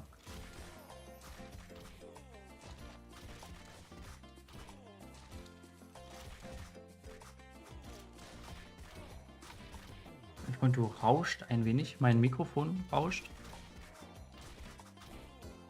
Natürlich bad.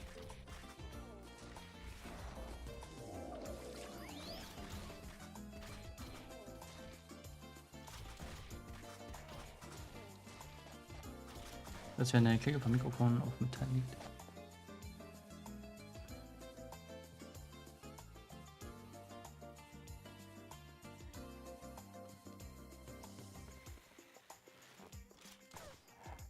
Kann nicht sein. Ich habe halt nie das so richtig eingestellt, leider, seitdem ich das habe. Müsste ich mal machen.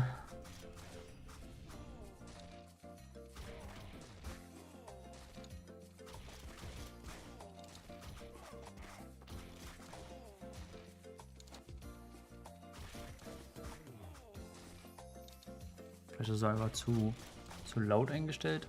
Don't know. Bei mir rauscht nix. Ja, dann liegt's am Bonso. Wie immer. Nichtsdestotrotz könnte ich es trotzdem mal einstellen.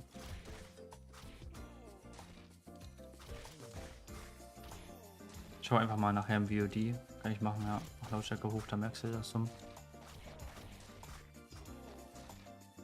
Ich weiß nicht, ob es an der Belichtung da hinten liegt, weil die ist ganz schön nah an dem XLR-Kabel dran. Dass das metallische oder ist nicht irgendwie magnetische Schwankungen und sowas da irgendwie so mit rein stört als Störfaktor. Auch wenn es laut ist, übersteuert es leicht. Wenn wir jetzt so, oh, das ist mein Mikrofon. Gutes Stück leiser, ne?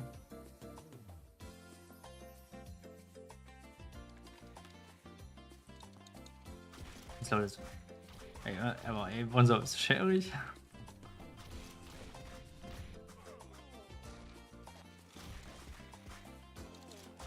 Woran hat sie liegen, ist die Frage. Fehlt da unten ein Buff? Könnte es sein. Nee.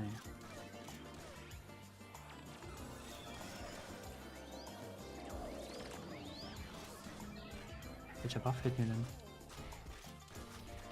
Hieb? Ah, Hieb ab. War nicht mal so unwichtig.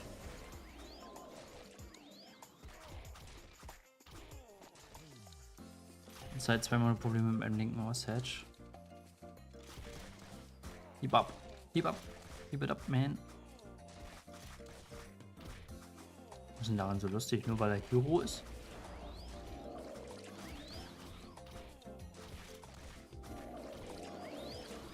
Ich wäre auch gerne Hero für die dritte Stat-Page, ne?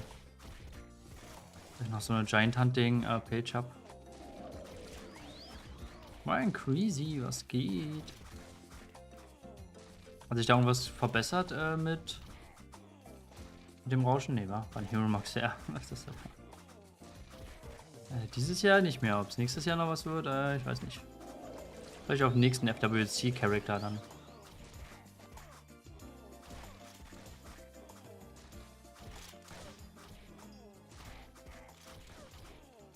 Das wird auch so ein Ding sein, ne? Ist man so Januar, Februar dann so langsam fertig mit Leveln, machst ein paar Wilds Runs und dann announcen sie FWC 2 Server kommt.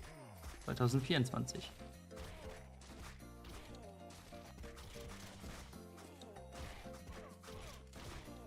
Noch mehr gespannt bin ich ja auf Playpark Flight, was die da machen wollen. Was von denen kommt.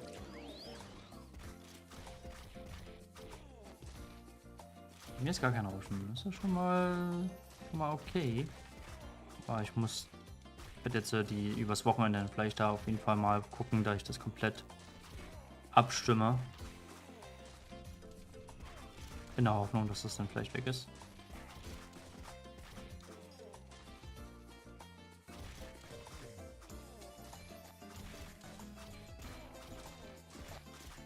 ,5% sind wir jetzt, ja. Noch 18 Minuten.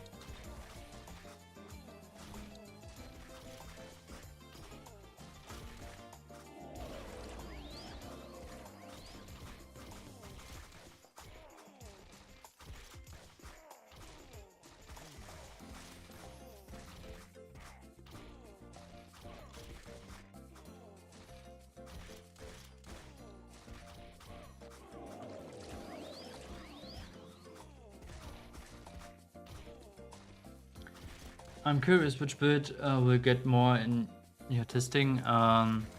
AoE. I will test. Nice to see you, Bluky.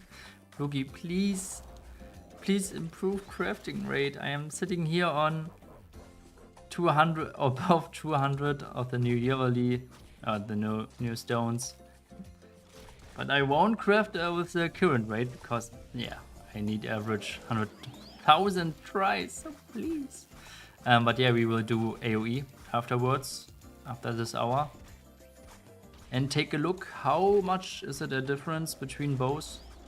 For me, for my blade. Stell dir mal vor, Ulti-Schmuck, weil das mit 200k Hits hier durch, ja, auf jeden Fall.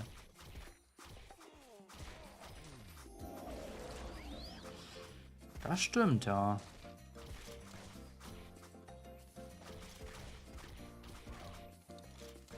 Hier mit meinen Hits los, 20k Hits. Wo Bluky da ist, schwächelt mein Blade. XP-technisch ganz gut aus bis jetzt bei dir, jo. Ich unzufrieden. Aber ich will halt eigentlich gar nicht 1v1 leveln. Ich würde halt lieber AoE leveln beim RM.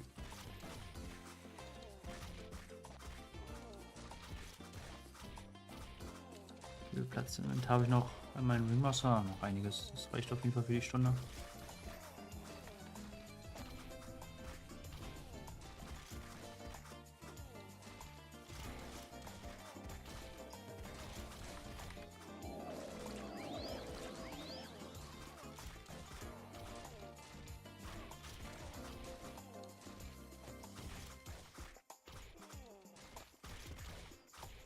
Dann einfach du AoE mit RMs. Ach, naja, nee. Man merkt es ja vielleicht, wenn man mich verfolgt, aber ich hasse es, auf andere angewiesen zu sein. So, das war mit dem Jester schon ein Kampf. Und dann immer erst, gerade bei mir ist es halt limitiert. So, da ist es halt, okay, ich habe jetzt mal 1 Stunde und 10 Minuten oder ich könnte gerade so 1 Stunde, Levelstunde unterkriegen. Was halt bei mir oft ist, dass ich halt irgendwie abends nur mal 1 Stunde mal rasch leveln kann. Wenn ich dann da erst gucken muss, wer, wo, wie, wann leveln jetzt. Ist auch für den Arsch. Das ist easy auch so damit nehmen. Naja, kommt halt auf Equipment drauf an, ne? Mit dem Equipment jetzt so 120er mit FWC Golden. Wenn er da dann wirklich bei 150ern oder so mit den HP, da brauchst du ja wahrscheinlich ewig, oder? Also 15, 17, naja, ich glaube bis zu 20k AoE-Ticks kann ich machen. Aber dauert denn schon eine ganze Weile, ne? Macht sich der Boost bemerkbar? Ja, auf jeden Fall. Definitiv. Also wir haben jetzt auf jeden Fall schon weit drüber. Wir sind jetzt bei 6,5% in der Stunde. 14 Minuten Ampli haben wir noch. Ich denke mal, die 8% schaffen wir auf jeden Fall.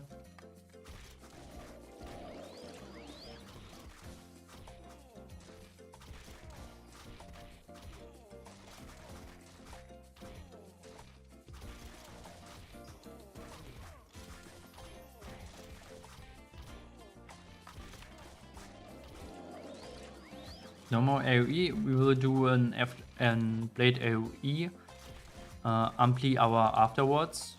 We check 1v1 EXP And maybe I will check the Penya we did on this hour and compare to a AoE hour afterwards.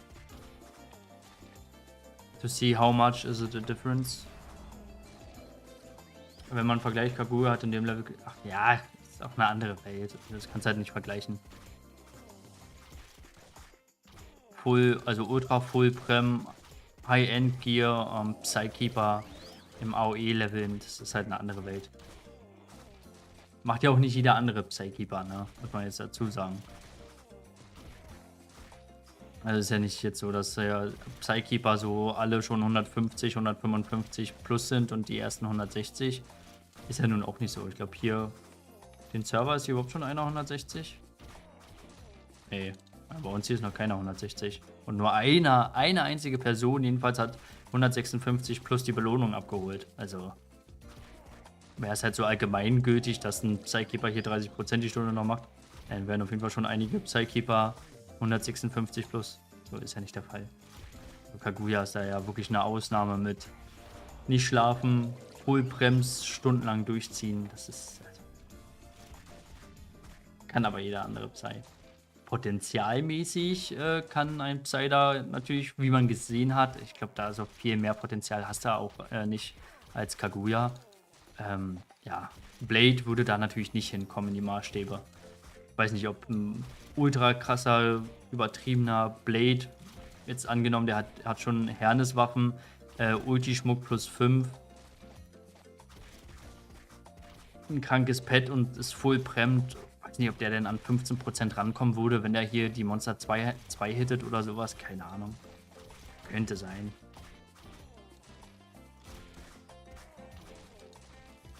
Marmo liegt vorne bei uns. Steinschleuder 152 höchster Psy bisher. Ist aber auch traurig. Nur 152? Diffigiano. Ist das italienisch? Fragen über Fragen. Marmo Level 1v1, oder? Ich glaube ja. Marmo ist 157.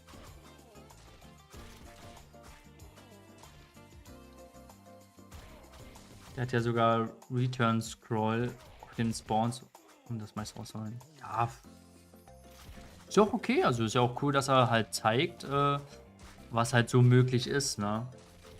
Aber man darf das halt dann jetzt nicht so unbedingt sagen, ja, hier, guck mal, der macht so und ihr, du nur so und so. Oder die Klasse AOE ist total OP, die machen alle 30% die Stunde und so auf Level 145.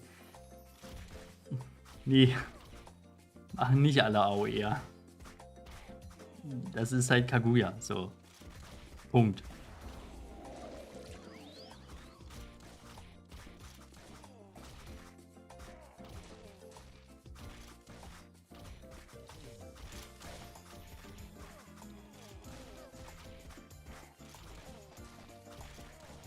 Wie sieht es mit den Drops aus?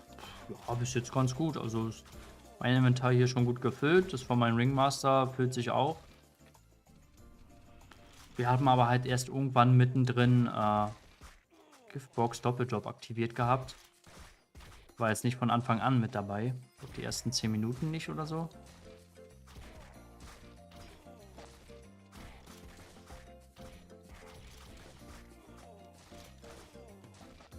Das war während dem XP-Event. Stimmt, war. Event hat er auch noch gehabt, ja. Wie sieht das dann nochmal anders aus?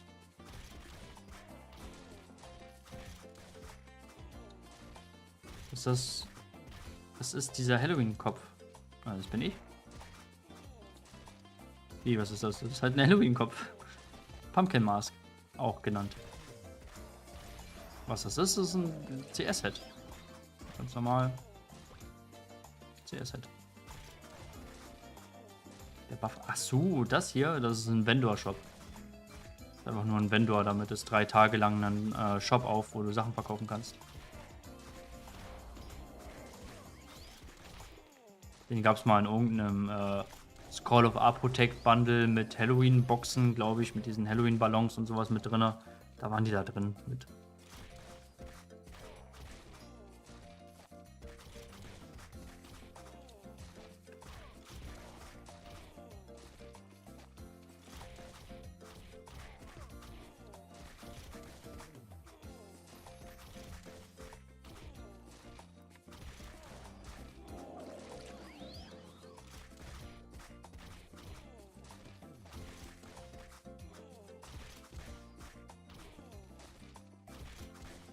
Im Verkauf Walz, wer will. Walz. Dann viel Spaß noch, muss leider wieder arbeiten. Moreplay, danke, dass du da warst. Viel Erfolg auf Arbeit. Hoffentlich geht die Zeit schnell vorbei. Gute alte Arbeit. Ich bin auch gerade am Arbeiten.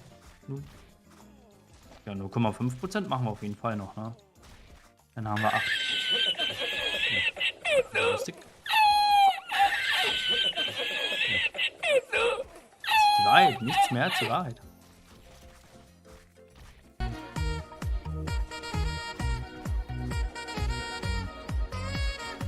Jetzt sehe ich hier natürlich Waterbomb wäre ein bisschen uff gewesen, aber das muss man halt immer mit einrechnen.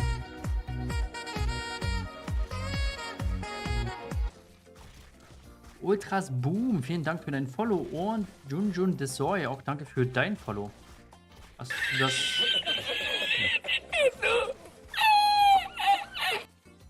Hast du das mit beiden Elementen auf der Blade Tekken 10 mitbekommen? Ne, wieso, was soll das sein? Also zwar das gleiche Element macht eben doch mehr Damage-Unterschied. Ja, aber nur ganz wenig. Also jedenfalls das, was ich weiß, ist, dass es, weiß ich nicht, lass es 5% sein oder 4%, ja, ich sag 4%. Also dass es jetzt kein Riesenunterschied ist. So. Also klar, wenn ihr jetzt vielleicht, bei mir, ich habe sowieso nur +1, also ich könnte theoretisch immer das gleiche auf beiden mit drauf haben, aber ich hatte halt immer eine so für Red Meteo und eine dann für Wasser, für Envy oder Stormpeak oder sowas. Oder Wasser, ja, quasi wo du gegen Wasser kämpfst, also Elektrik und Wasser drauf. So brauchte ich nicht immer hin und her switchen, wenn ich mal einmal das gemacht habe, einmal das gemacht habe. Aber sind 4% beim Blade nicht schon viel? Ja, klar, 4% ist schon ordentlich, aber da ist meine Faulheit, sagt er noch, ja gut, deswegen machst du jetzt nicht beide gleich. Aber eigentlich gerade, wenn ich jetzt sowieso vorhabe, Captain Merrill, ich level da jetzt 10 Stunden oder sowas oder noch mehr, mache keine Giants zwischendurch, wo ich irgendwie das andere Element brauche oder sowas. Klar, dann macht es ja nur Sinn, gerade beim Blade, da brauchst du halt nicht viel machen. So, da brauchst du ja nicht bis +10 upgraden. Blöd ist halt nur zum Beispiel, wenn du +10 hast, beide. Naja, da wechselst du, glaube ich, nicht so oft. So, da lässt du auch irgendwie eine so, damit du für verschiedenen Content immer eine hast.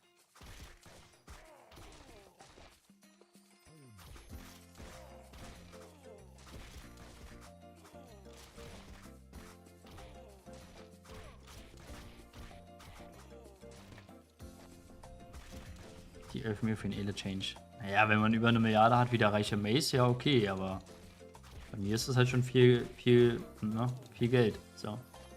Und noch mit deiner MRD prahlen. Naja, du verdrehst hier die Tatsachen.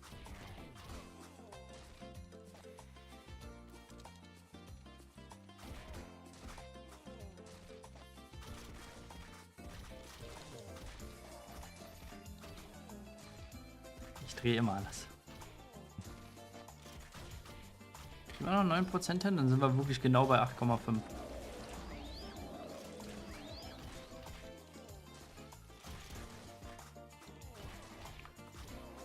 Haben die ersten Hochrechnungen auf jeden Fall gestimmt. On point.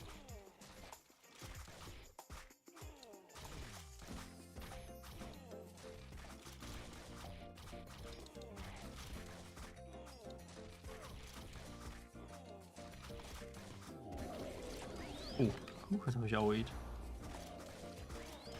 Ich habe sogar einen gepult.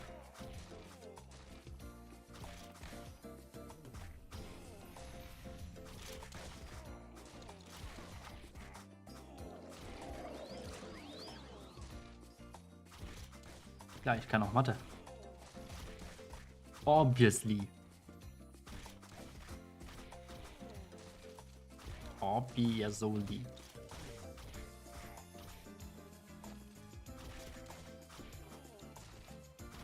Ich denke mal, nach der Stunde können wir dann noch das Penya notieren, was ich vom Verkauf bekomme. Ich werde aber die Waffen rausnehmen, also nur Set-Teile. Ich denke mal, das dürfte ja trotzdem vielleicht ein Anhaltspunkt sein bei den Chars. Die Waffen rechnen wir einfach nicht mit, wir rechnen einfach nur die verkauften Set-Teile. Also die verkauften NPC-Sachen hier. gucken, was wir da am Ende rausbekommen. Werden wir uns einfach mal aufschreiben. Vielleicht kann man ja trotzdem Schlüsse ziehen. So 1v1, oh, so. Andererseits kann ich aber dann auch wieder entspannt abends mit meiner Frau auf der Couch sitzen und abends easy. Und wenn das Update gefällt, zumindest nicht meine Partnerschaft. Aber ich stehe nicht am Schützen abends vom Rechner. Ja. Klar, AOE ist schon, da brauchst du schon ein bisschen mehr Fokus als One-on-One. Bräuchte jetzt da mehr Zeit auf Arbeit, weil ich das ausnutzen kann. Aber da konnte ich sowieso, also AOE brauchte ich da nicht probieren. Da ging eh nur One-on-One.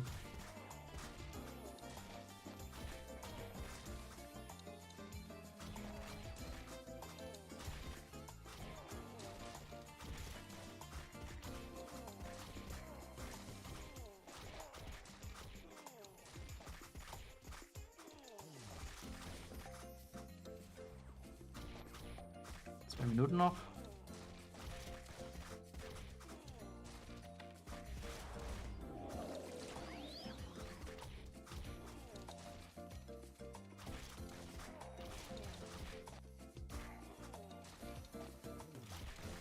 Okay, spielt ja immer noch.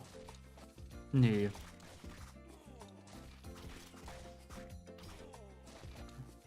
Mehr als 2 Tabs gleichzeitig spielt aber nicht.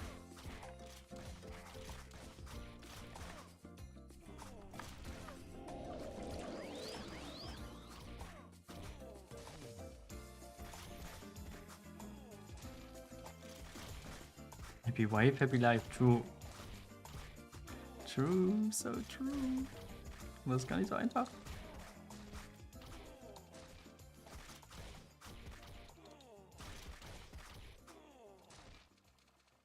Happy wife, happy life, happy fly.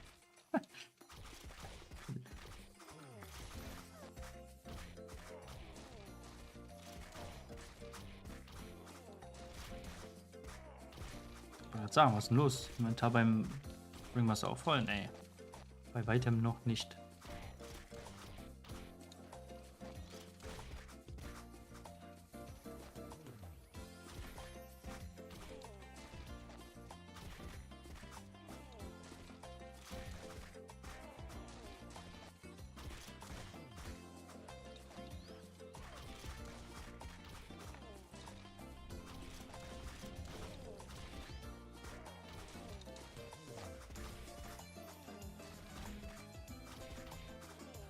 So. 20 Sekunden noch, Ampli.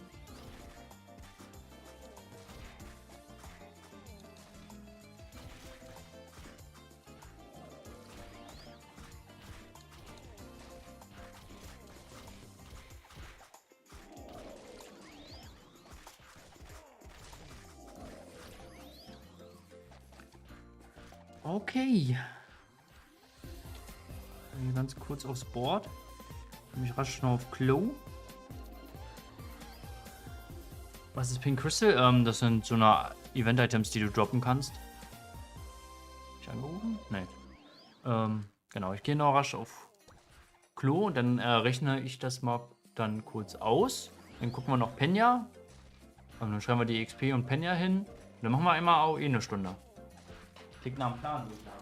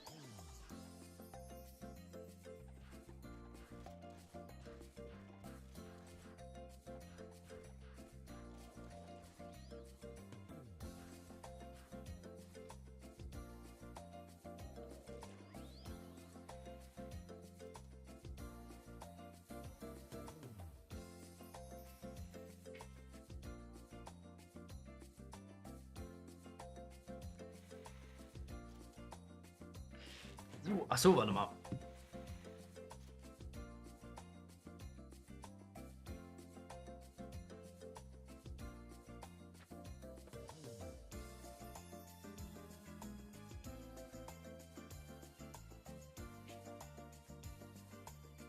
Ach, 8,724 habe ich gemacht. Muss ich dann nochmal gegenrechnen? Oder kann ich dir das glauben? 9,2448 minus 0,5244. Das ist 8,7204. Hast du recht.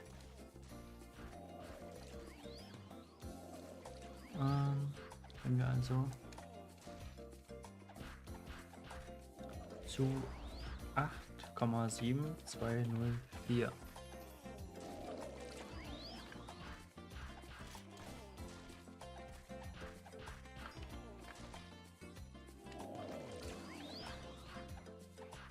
Aua. Erstmal kurz so stehen. Ich habe BWL studiert. Hallo, ich bin nicht Tank. Ist das so? Weil das Food rum, warum sammelt man das Food da nicht auf? Der kann, ne? Ich will jetzt hier kurz nach Flarin.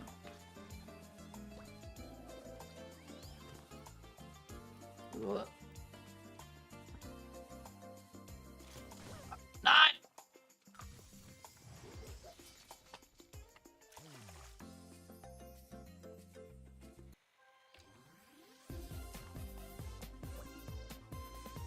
So. Also, wir machen jetzt einmal... Warte mal. Ganz kurz. Alles hier raus. Raus, raus, raus, raus, raus. Das muss erstmal weg. Boah, wie viele Sachen.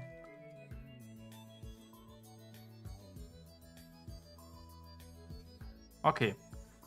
Dann die Waffen hier raus. Die zählen nicht mit. Ich hoffe, es verfälscht das Ergebnis nicht allzu doll, aber sollte es im Durchschnitt ja eigentlich nicht.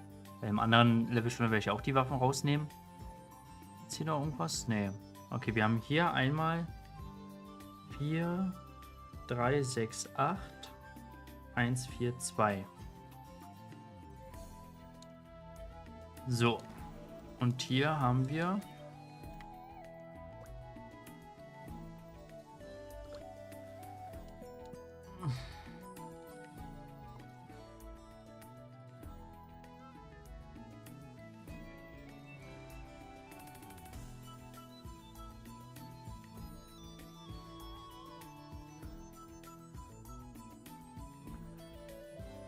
So, Schilder lasse ich drin. Waffen sind alle raus. Plus 8, 2, 1, 1, 7, 8, 2.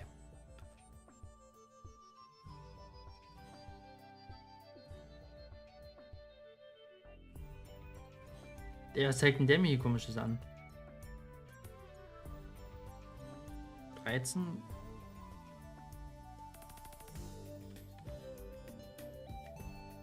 Jetzt hier. Kann ich das hier nochmal sehen? 0. Zeigt mir hier an. Ich glaube, zeigt mir hier 3,58702E13. Ist ja 13, noch was, oder? Den Tiger-Titel tödlich auch umbenannt in den englischen. Toll, das meinten die mit Mann, jetzt habe ich das hier mit dem Pin ja nicht so. Das eigentlich tracken wollte. Sehe ich das jetzt hier nicht mehr? Kann ich hier irgendwie zurück machen, ohne dass...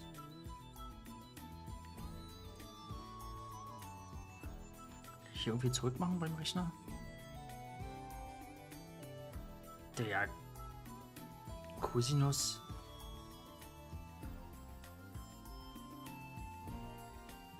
Kann ich hier irgendwie zurück machen beim Taschenrechner?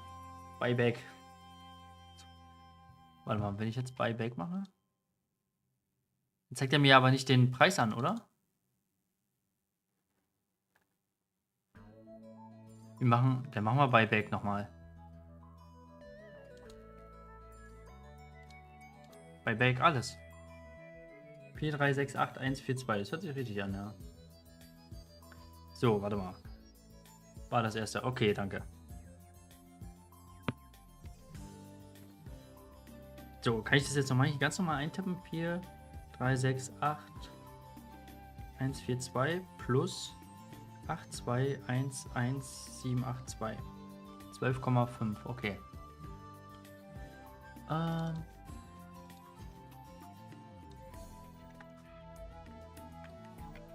Johann Kenya.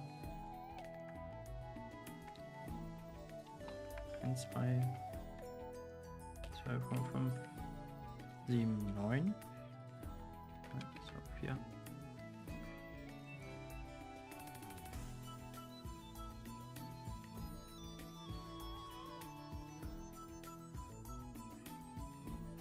Du kannst ja den Waffenpreis doch noch dazu nehmen. Einfach schnell. Okay, ja. Machen wir. Gut, warte. Dann plus. Kann ich ja erstmal verkaufen. Plus 6, 1, 5, 8, 6, 2, 8. Sind wir bei 18, und wo ist denn diese Scheißwaffe, die ich zurückgekauft habe? So. Plus 3, 0, 4, 9, 4, 6, 1. Boah, das ist ja auch schon eine andere Zahl denn, ne? 2, 1, 7, 8, 8 und 0, 13. War ja auch richtig so, ne? Ja, war richtig so. Okay. Das ist schon mal ordentlich. So, wir machen das jetzt hier noch so ein bisschen kleiner.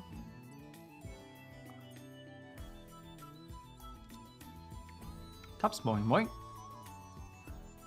So, jetzt muss ich aber die ganzen Waffen und alles, was wir hier gedroppt haben, auch irgendwie wegbringen. Dass unser Inventar natürlich dann clean ist. Ja, so würde ich. Für a Recession. Für a Recession.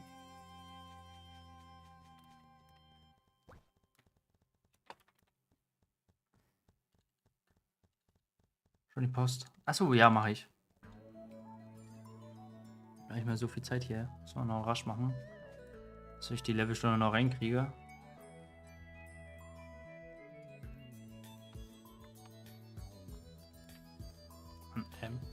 Hinterm Zaun fest. So, jetzt.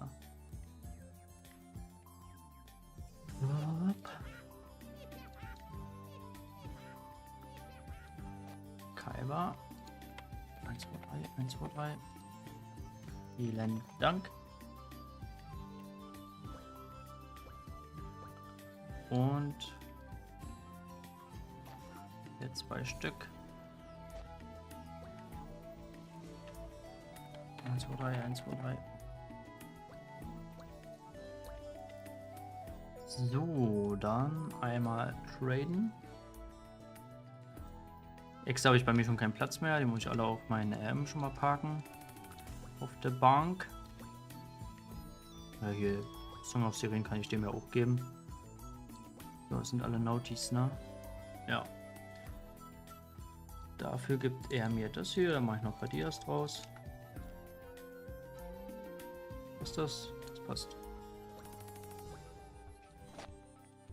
Ja, was wir jetzt natürlich nicht getrackt haben, ist die EXP vom Ringmaster, aber da hatte ich vorher 7, jetzt habe ich immer noch 7, also da passiert halt echt nicht viel so, ne?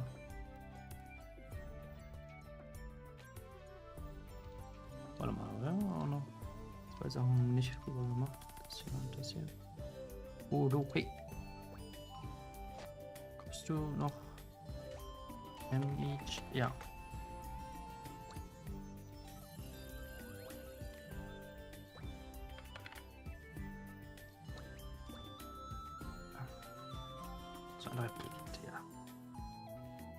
5 mal 2, 3 ist gleich 115, ne?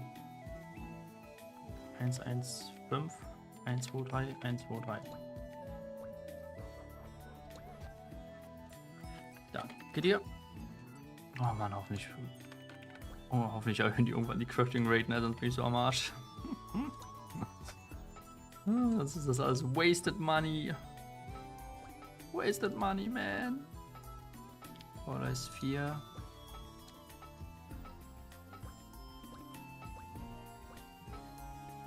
Das hat mir immer schon am meisten Spaß gemacht, so zu predikten. Bis jetzt war es auch eigentlich, war ich immer ganz gut. Aber man muss halt immer so lange drin bleiben, ne, bis es kommt. Man darf nicht rausgehen. Immer drin bleiben, bis es kommt. Okay, Max, okay. Ist ja recht. Auch eine 0,001 kann gerettet werden. True, ja.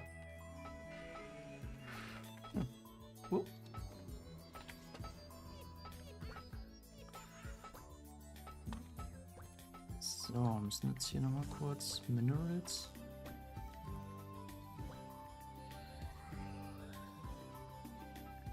Ja, hier sind Aerons. Hier sind Minerals.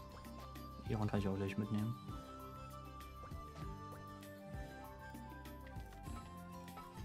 Auch 0,00. Ich glaube, es gibt ja auch tatsächlich welche, die halt wirklich schon gecraftet haben. Am Ende ist die Craft-Chance gleich sogar auch viel, viel höher. Wir denken nur alle, dass so wenig ist, weil sich irgendeiner Spaß draus gemacht hat. So, da.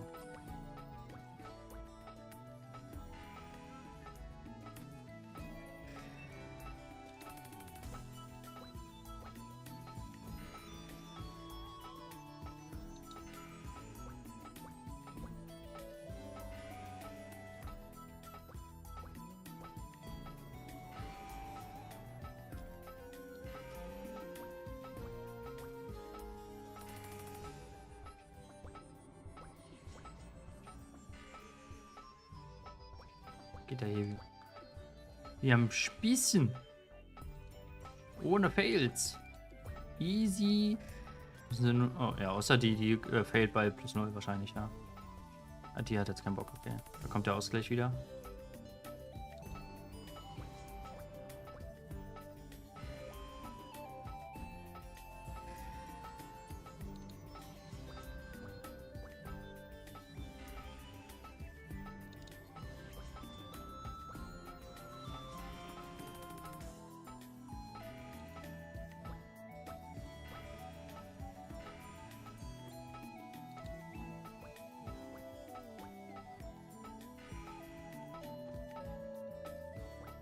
So, jetzt haben wir, glaube ich, fast alle, oder?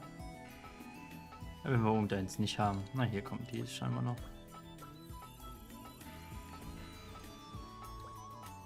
Easy.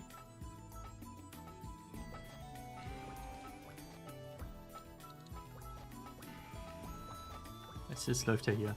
Ja, alle sind zu... Na, okay, der jetzt nicht. Der dafür wieder. Der auch. Der auch. Oh, hier ist noch ein +2er. Oh, der ist ja fast jeder. Okay, jetzt nicht hier. Okay. Oh, das wäre ja fast schief gegangen hier.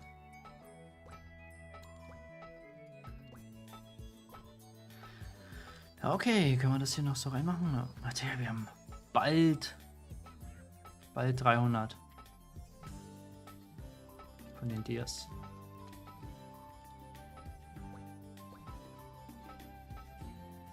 So, dann können wir jetzt auch eben gleich anfangen, würde ich sagen. Oder ich muss hier noch ein bisschen was loswerden bei meinem RM. Der Lagerschaf fast bald voll.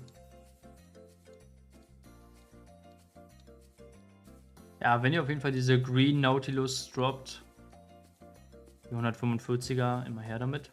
Also auch irgendwann ist mir egal. Ihr könnt es auch nachts irgendwann, wenn ich nicht da bin, ich sende euch auf jeden Fall das Geld. Sobald ich am PC bin, kann halt manchmal 10 Stunden dauern oder was. Keine Ahnung, wenn ich penne, früh noch irgendwie keine Zeit habe und dann erst nachmittags oder so, dann kann es auch unter Umständen dauern. Aber ich sende euch auf jeden Fall das Geld dazu.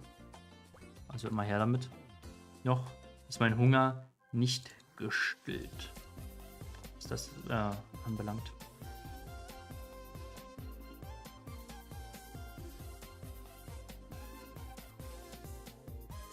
So, jetzt werden wir auch in.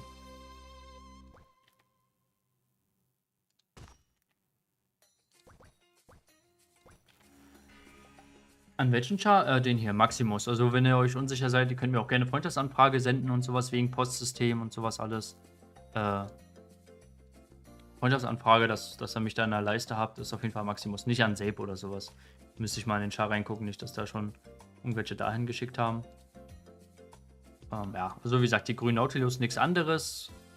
Wenn irgendwie Stattung ist oder sowas, schickt auch. Ich schicke dann auch mehr Geld. Also einer hat mir zum Beispiel eine mit Dex plus 3 und STR plus 2. Den habe ich dann halt 2 Mio gegeben, anstatt eine Mio. Wegen der Stattung. Das ist jetzt nicht so das Problem. So, dann machen wir jetzt hier noch. Na, das hier so hin. Und dann schreiben wir noch dazu. Oder machen wir ein zweites Textfeld. Wir können auch noch ein zweites Textfeld machen.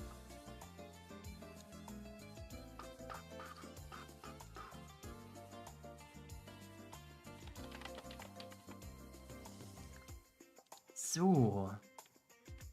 Okay. XP-Start ist. Boah, der sehr nicht. Kann ja hier gucken. 9,2448%. Farbe.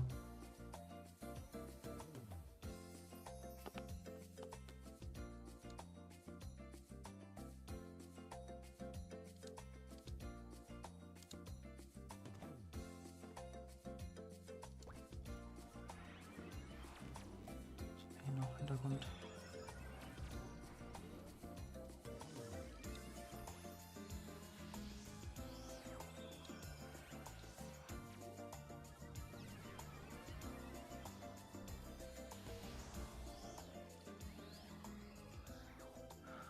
So, können wir uns erstmal hier so merken.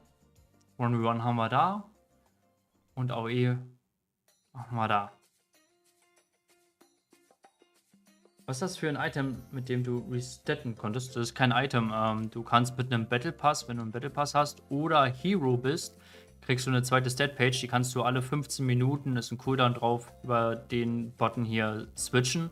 Und ich habe halt eine Seite belegt mit STR, die andere Seite habe ich belegt mit Dex. Dadurch brauche ich nie restatten, sondern kann alle 15 Minuten bei Bedarf halt hin und her swappen. Was natürlich halt cool ist, um dann einfach mal so AOE'n oder Giant Hunten zu machen, kann man sich ja dann statten, wie man möchte. Mein Ressa ist noch da, den kann ich ja mal abhauen. Mal wegfahren. Mal wegfahren. Gehen wir in einen anderen Channel. Vielleicht wo ein bisschen weniger los ist.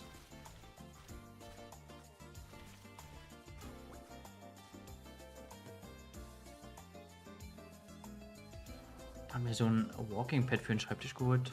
Am Anfang war Hit and Run auch richtig anstrengend. Walking Pad. So, der scheint hier AFK zu sein. AFK, AFK, AFK.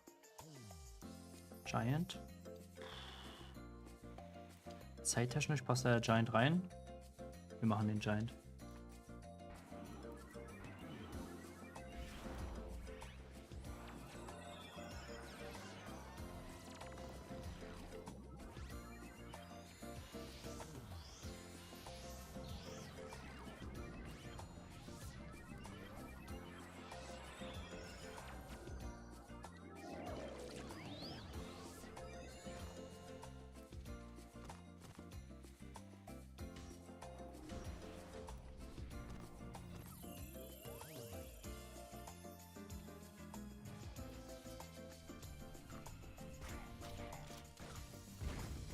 Oh, der erstmal Flashbang gezündet, der Dude.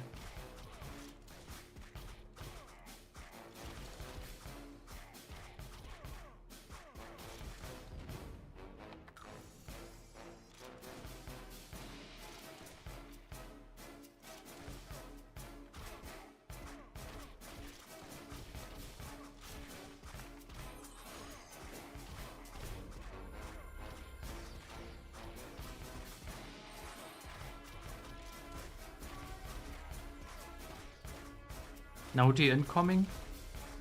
Verkaufe 300 Almetti Stone oder wie die heißen. Und 1000 Naughty Waffen. Naughty Doppeldrop mit High Rolls. Uff. Wäre fast eine belastende Sache.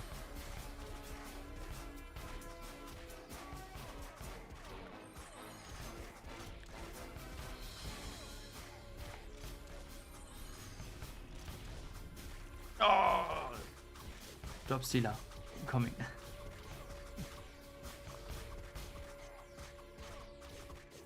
Hoffentlich kriegen wir ein Ultima. Pass auf, Pick. Pick. Was ist denn da los?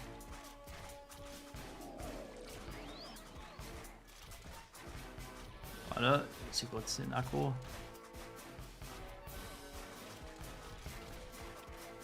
Hotbug. Achso, du kommst schon selber, aber das ist okay, gut.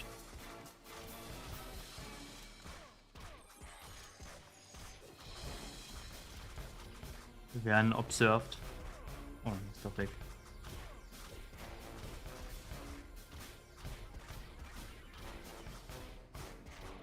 Potbug. So. Das haben wir auch immer, wenn ich sterbe. Scheiß Potbugs.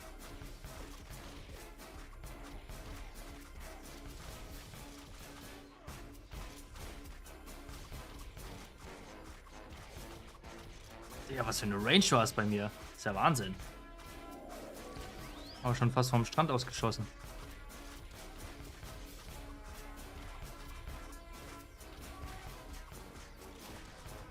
Ease.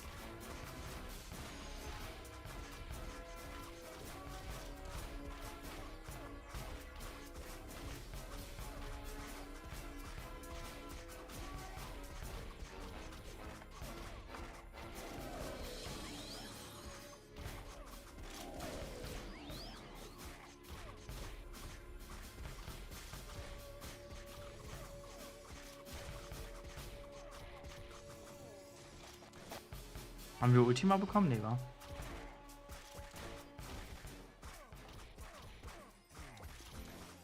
Shorty. Wie bist du für AOE gestattet? Podex.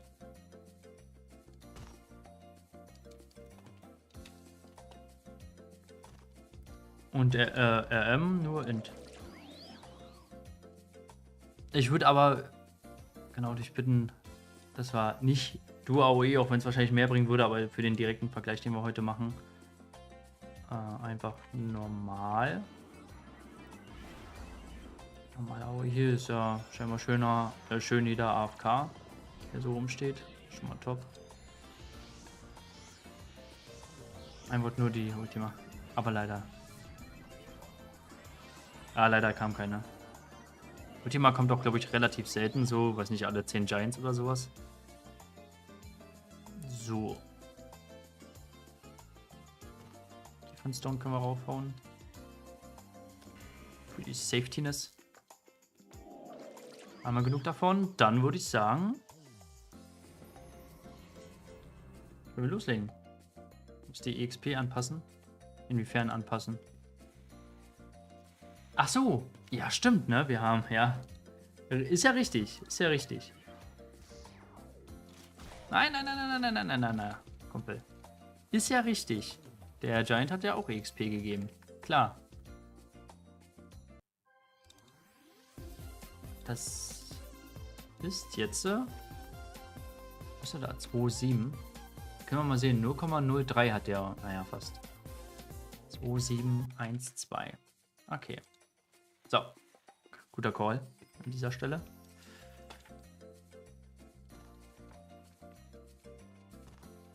Machen wir alles? Können wir schon, ne?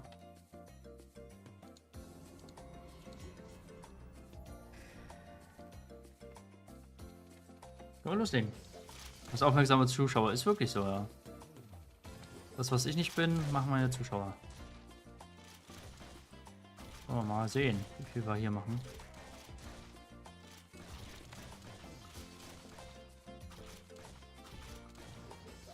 Achso, war da. Doch, die Skills sind ja noch leicht an.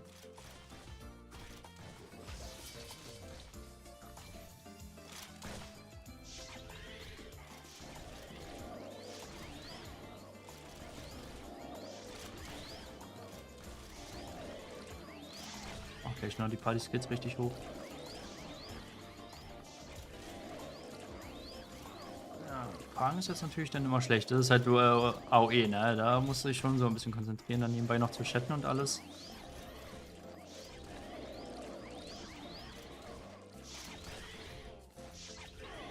Wir geben einmal kurz den Ringmaster noch Lead. Mal kurz hochstecken kann.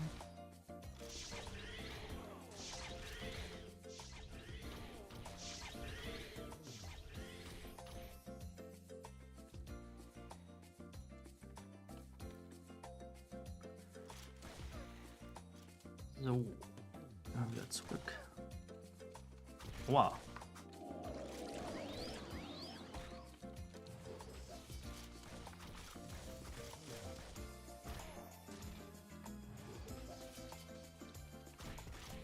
Ja, mein Posi backt auch wie Sau. Was ist da los?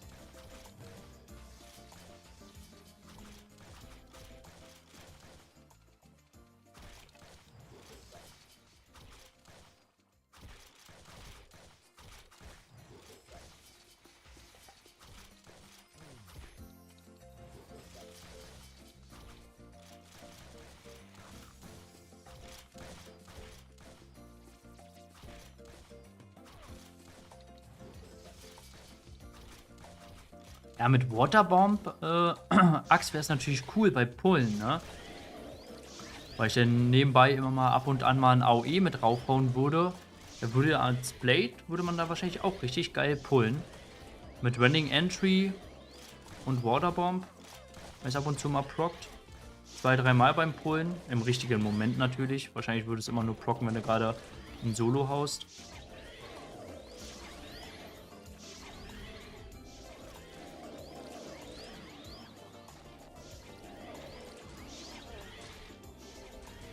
Viel Erfolg, danke. Was genau macht denn jetzt Waterbomb? Das ist, glaube ich, einfach nur ein Wasser-Elementar-AOE-Schaden, der halt ab und zu mal prockt. So. Und sich das dann auch für 1v1? Ich denke mal schon, dadurch halt so ein zusätzlicher Schaden ist. Du musst halt nur aufpassen, dass du vielleicht nicht einfach so lachend als One-on-Oner immer in so eine Sechser-Gruppe oder sowas reinhaust und im ungünstigsten Fall prockt denn der und du auf einmal hast du 6, 7 Monster, die einen Akku auf dich haben.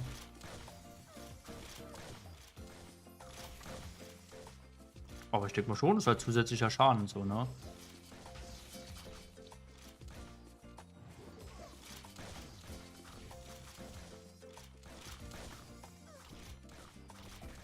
Das sind natürlich schon ordentlich viele hier, die wir haben. Ja, im Stück auch schon fast.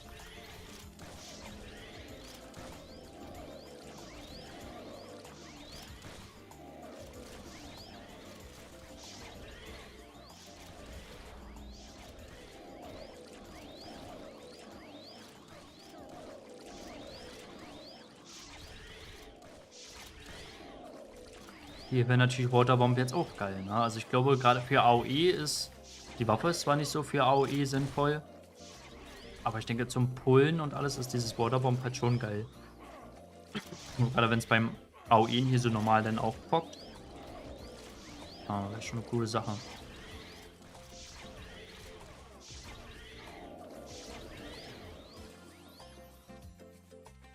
Hallo?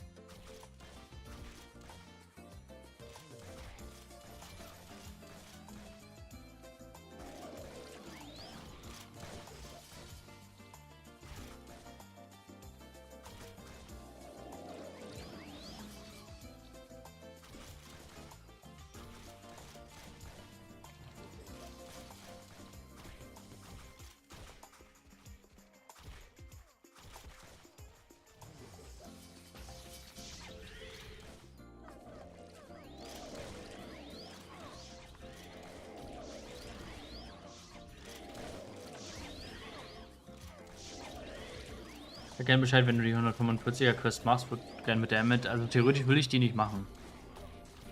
Die Quest würde ich mir eigentlich gerne für also für Endgame aufheben wollen. Bis jetzt habe ich nicht das Bedürfnis, dass ich das auch machen muss, weil der Spawn ist hier erstmal noch ganz geil. So, ich fühle mich wohl hier. Weißt du, die Meryl haben mich willkommen geheißen. Oder so. Und warum soll ich questen? Für schnelle EXP? Ach komm, also Life Grinder brauchen das nicht. Nee, ich überlege mir die aufzuheben für 159 dann am Ende oder so, dass ich die da mache. Kann sich aber auch noch ändern, wenn ich irgendwie sage, nee, jetzt komm, jetzt brauchst du doch irgendwie die 30, 40, 50, 95%, die du hier theoretisch machst. Also eigentlich könnte ich jetzt, glaube ich, schon Level-Up machen mit den Quests. Aber will ich das? Mir geht's ja hier gut. Vielleicht mache ich das irgendwann später.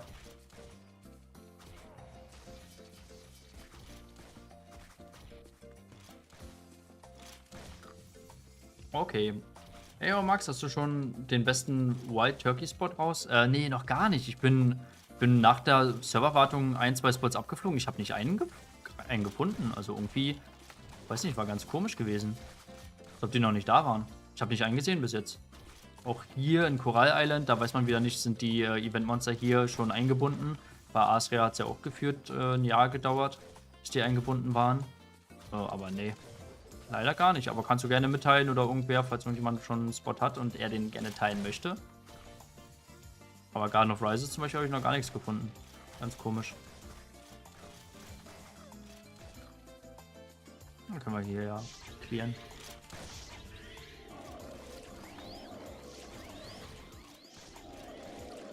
Und wir waren glücklich mit einem 1v1-Buff? Mit Blade? Oder doch lieber AOE? Wie ein richtiger Blade das tut. Max, hast du die Quest mit dem Ghost Kill gemacht? Ja, das auf jeden Fall. Also schon lange. Das habe ich schon lange gemacht. Das habe ich mit dem Ringmaster erst letztens gemacht, weil da hatte ich ja kaum Quest gemacht auf dem FWC-Server. Den habe ich ja so auf 140 gepusht. Dadurch war der RM auch immer voraus vom Level, weil der einfach Stormpeak Quest, Asria Office Quests mit den Quest-Items und so, das hatte der alles noch nicht gemacht. Dadurch war der immer gut voraus jetzt gewesen. Aber das habe ich jetzt auch wieder durch die One-on-One-Level-Stunden wieder rausgeholt.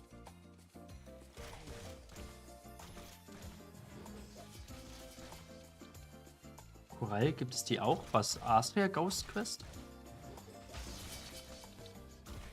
Schade, mein Psy Level 133 und der braucht diese.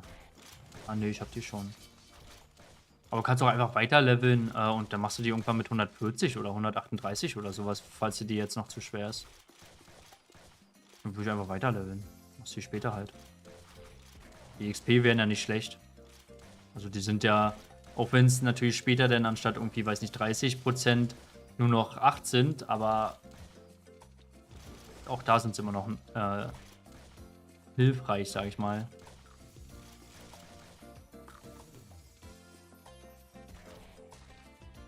Hatte bei Naga?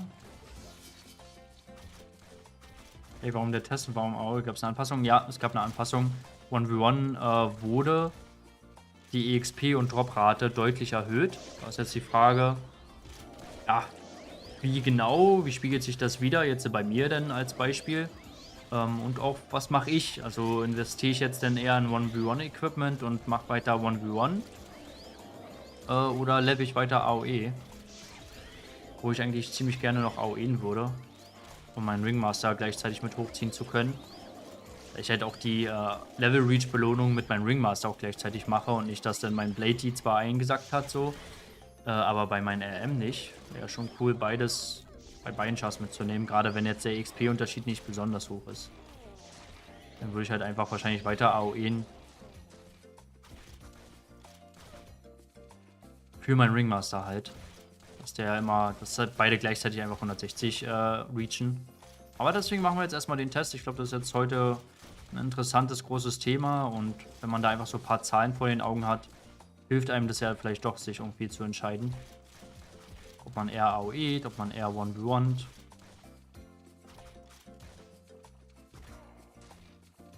Hallo, guten Morgen. So, muss zur Arbeit. Oh, Spätschicht mal wieder. Was sonst? Du machst doch gefühlt nichts anderes außer Spätschicht, oder, Bonso?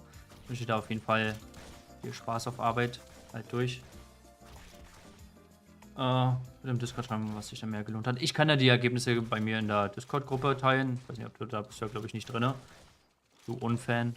Aber ja, wenn ich dran denke. Muss eigentlich selbst noch die 138er Quest angehen, aber momentan nicht so groß Lust. Der Gig-Tiger so gut wie nie da ist. Ja, der wird natürlich tot gehandelt, ne? Ist klar. Erstmal wegen Quest und natürlich auch wegen Drops und so. Ist ja so, sag ich mal, die einzige realistische Chance, die Giants, wenn man da 1000 Giants gemacht hat, dass man dann eventuell eine Waffe droppt. Klingt komisch, ist aber so. Daher werden die natürlich nonstop. Das siehst du ja schon mal, dass da irgendwelche Chars auf dem Board AFK rumstehen. Bestimmt damit die sehen, okay, da kommt ein Giant oder so.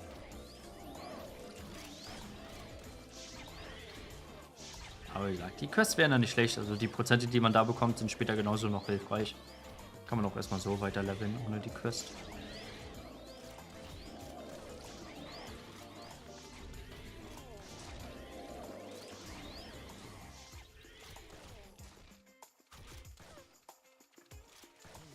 Und Tank müsste ich auch noch suchen, weil meiner zu schlecht ist. Und Equip leider ist der erste, das ist.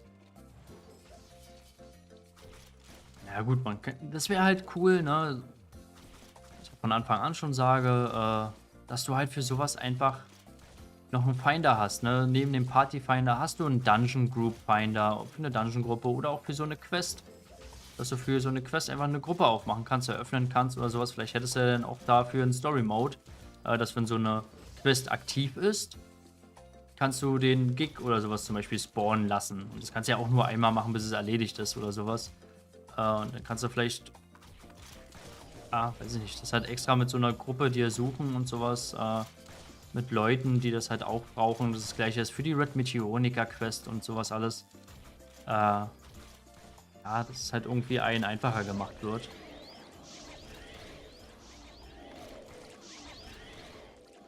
Dass du halt einfacher Gruppen und sowas findest. Für Dungeons und für sowas halt, für so eine Quests. Kann man bei den Dungeon-Bossen dann auch dementsprechend mehr?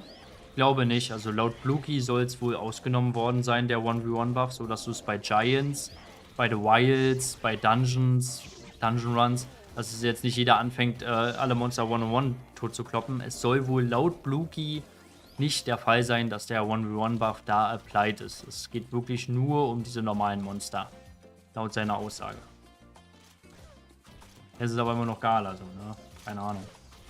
Also wenn jetzt natürlich die Giants oder man jetzt in der Woche auf einmal wesentlich mehr Waffen auf dem Markt findet, von den Hernes-Waffen, weiß ich denn, ist vielleicht der 1v1 doch vielleicht auch bei den Giants mit drauf, keine Ahnung. Soll wohl aber nicht so sein. Aber am Ende weiß halt Gala auch nicht, oder die Devs auch nicht, was sie da tun. Manchmal sollen Sachen so sein, sind sie aber dann doch nicht so und werden abused. Ich sag nur, Red Meteo easy Angriff und Schwierigkeitsgrad im Vergleich zu hart. Dass hart easy war und easy hart.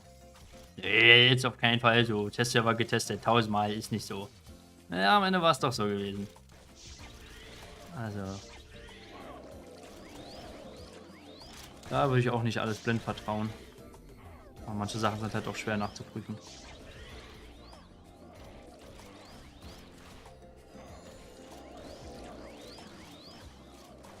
Was ist ein Unterschied vom XP-Gain her für den Lever, wenn die Party auf Contribution gestellt ist, ob er einen Leech hat, der 19 oder nur 3 bis 5 Level unter ihm ist? Nee. Also hier ist wirklich so, Contribution ist ja Beteiligung. So, wenn sich der nicht beteiligt, sondern nur AFK daneben steht, egal ob 19 Level drunter, ob 100 Level drunter, Level 1 Char, 3 bis 5 Level drunter, gleiches Level. Wenn er nicht teilnimmt, dann hat das für deine EXP, macht das keinen Unterschied. So, macht keinen Unterschied. Manche würden sagen, doch, macht einen Unterschied im 0,001 Bereich oder sowas, aber ist aber nicht so. Also jedenfalls bei meinem Test und sowas macht das keinen Unterschied. Also selbst wenn ich 8 Chars oder 7 Chars dahinter hänge, die jetzt nur auf K dahinter hängen, für mich macht das keinen ersichtlichen Unterschied beim Monster Kill oder XP Gain, dass ich da irgendwie mehr bekomme. Also es ist nicht so. Ich würde gerne Discord vorschlagen, bin aber noch zu low im Rank. Müssen wir jemand anderes machen, der es kann.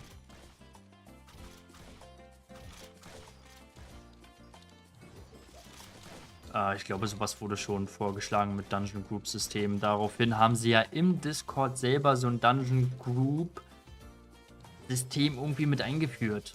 So ganz, ganz komisch haben die ja da irgendwie irgendwas gemacht. Da kannst du ja irgendwie deine Rolle aussuchen und Ja, was benutzt halt keiner, weil was bringt mir das im Discord, da irgendeine Gruppe irgendwie zusammenzustellen für Ingame, irgendwelche Server, andere und ja, das muss halt Ingame sein und ich glaube, das wurde schon. Also es würde mich stark verwundern, wenn das nicht vorgeschlagen wurde, aber ich glaube, das wurde vorgeschlagen. Daraufhin kam halt im Discord denn dieses System, was aber halt Much ist, so, was auch gar nicht damit gemeint wurde von dem Verbesserungsvorschlag.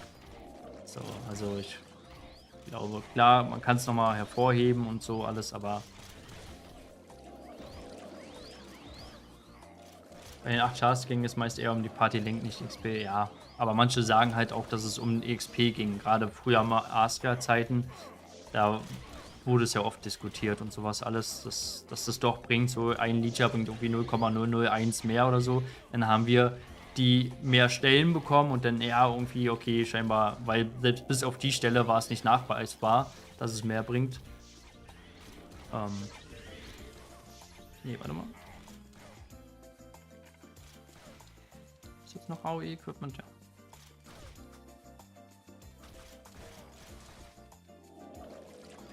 Ja. Im Game wird es auch mehr Sinn machen, ja. Als im Discord, ja. Auf jeden Fall. Machst du so eine Gruppe, ich weiß ja nicht, ich habe es noch nicht mal benutzt, weil es halt, ist halt Schwachsinn. Boah, imagine, du stellst eine Gruppe zusammen und am Ende konntest du noch nicht mal Server auswählen und der eine ist Glapan-Server, der andere ist Mushpoi, der nächste ist Burudeng und der andere Totemia. Ja, wo sind sie denn? Naja, du wirst ja wahrscheinlich schon spezifizieren können, welcher Server die sind, aber was soll denn das? Also warum schaffen die das nicht, das Ingame einfach einzubauen? Dass du da eine Gruppe aufmachen kannst.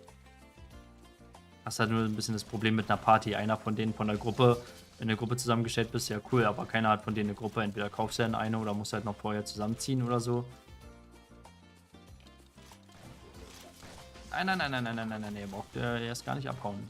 Recht Dachser.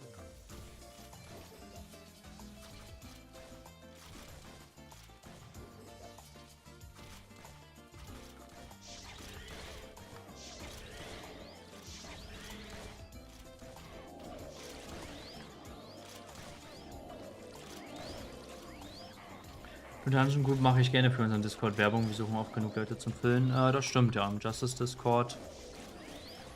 Da gibt es eine Dungeon-Gruppe, wo man sich als Heiler, DD, Tank eintragen kann, welche Uhrzeit, Start, welcher Dungeon. Ja, ist auf jeden Fall besser als gar nichts. Funktioniert auch in der Regel eigentlich ganz gut, glaube ich. Aber ja, wäre natürlich trotzdem am besten, wenn es natürlich in-game einfach wäre.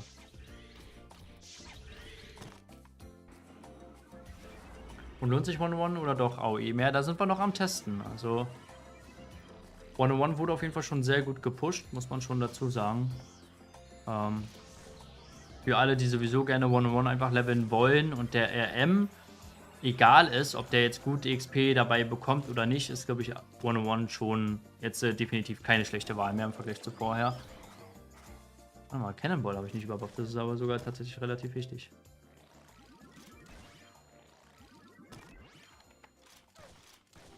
Ja, geht doch alle auf meinen Ringmaster, warum nicht? Oder ist er da zum Stellen? Ja. Ich glaube, die insgesamte EXP, die ich aber pro Stunde generieren würde, wenn man mein Blade und RM beide zusammenrechnet, dann ist AOE, glaube ich, schon immer noch wesentlich höher. Weil beim normalen 101-Level mit meinem RM mache ich halt einfach keine EXP, ne, so, ne? Oh, nee, ich kann jetzt nicht. Wer klingelt denn da jetzt? Sind die bescheuert oder was? Will ich aber schnell finishen. Kann er jetzt hier klingen? Da steht ja da steht ja ein Schild draußen. Achtung, ich streame live, ich habe keine Zeit.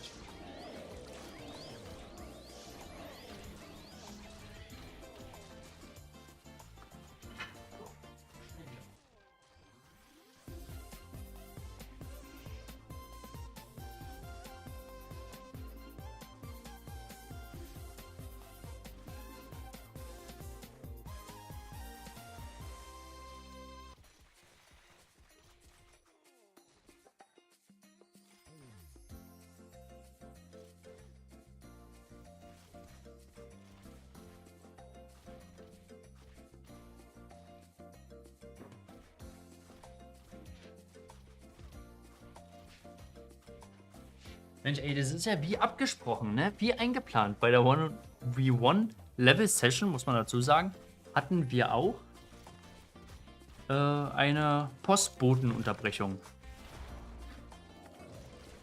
Ist ja... Also von daher absolut fair, muss man dazu sagen. Sag mal den letzten Satz nochmal, ja. Das ist ja, also, keine Ahnung, welcher mein letzter Satz war.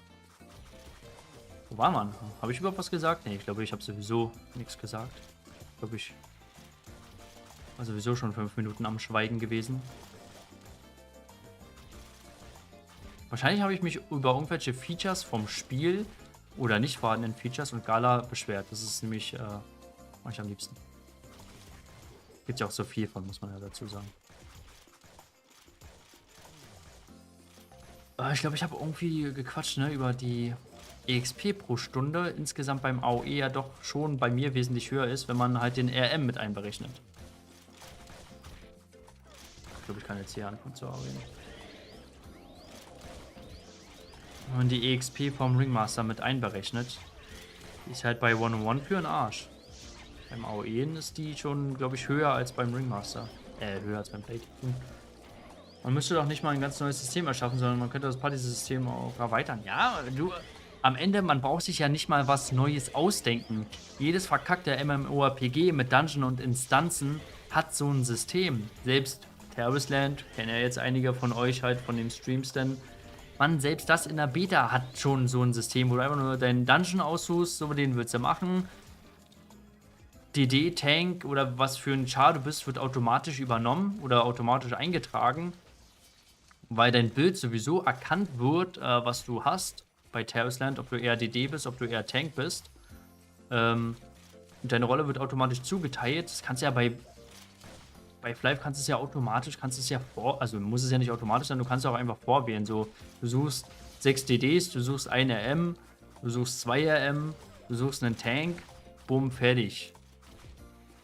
Und wenn du suchst, kannst du einfach sagen, okay, ich habe die Rolle. So, und dann automatisch sehe ich eine Liste von Gruppen, die auf sind, oder ich werde automatisch zugeteilt, oder weil. Ja, wie auch immer.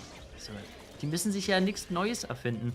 Ich würde sogar fast so weit gehen, dass bestimmt irgendwelche P-Server von Flav das sogar haben. Sowas.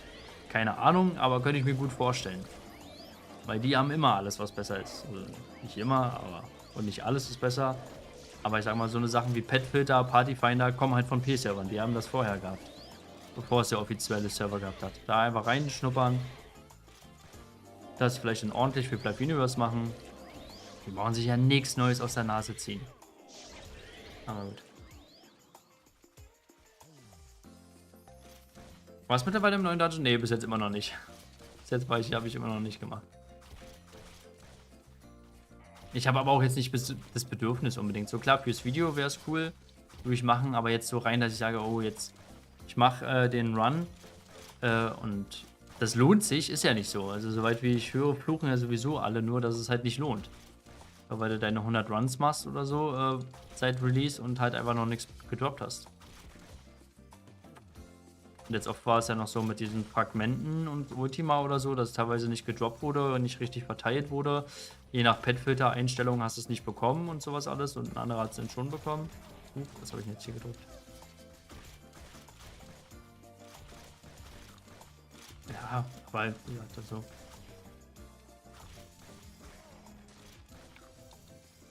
Und das Schlimme, was ich mir ja vorstelle, ist, was ist denn, wenn du was droppst? Was ist denn, wenn jetzt wir beide rennen mit einer Gruppe und da kommt eine Luzaka Crystal Axt? Was ist denn? So, ne? Was machst du denn? Luxusproblem, aber Problem.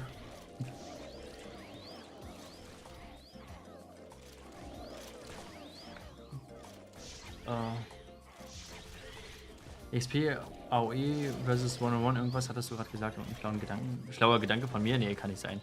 Du musst mich verwechseln. Ich glaube, da warst du gerade bei irgendjemand anderem beim Stream. Der größere Way gewinnt. Ja, aber was ist denn jetzt zum Beispiel, da ist ja dann dieses Verteilungssystem. So. Dann kommt sie bei mir rein. So, ne? Weil ich bin ja der Streamer und hab den Lack. So. Naja, also. Ich sag mal, eine Option dir zu geben, wäre jetzt nicht eine Option, so, ne? Das wäre halt nur, okay, inwiefern entschädige ich dich oder wie auch immer. Ja, dass du nicht teilst, wissen wir. Kommst du jetzt auf den Gedanken, hä? Land Arkad, wir hatten ja doch einen aus der Gilde bekommen am Ende des Tages. Ich weiß gar nicht mehr. Naja, HC hatte die, glaube ich, bekommen. Ja. Aktive AOE, AOE, MGB.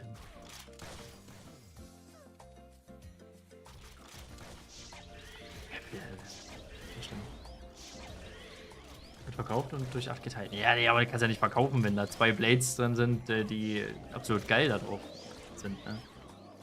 Ja, hat sie die abgekauft. Ja, true. Aber ich glaube auch zu jetzt keinen unfairen Kurs. Ich glaube, sein Teil, dadurch er ja auch, glaube ich, dabei war, HC, habe ich ja seinen Teil, glaube ich, auch abgenommen. Dann müsste ich nochmal den Chatverlauf durchlesen, wie wir das berechnet hatten. Ja, vielleicht haben die anderen jetzt keinen Part abbekommen. Ja gut, das kann natürlich sein. Aber er ist halt auch verjährt, muss man ja dazu sagen.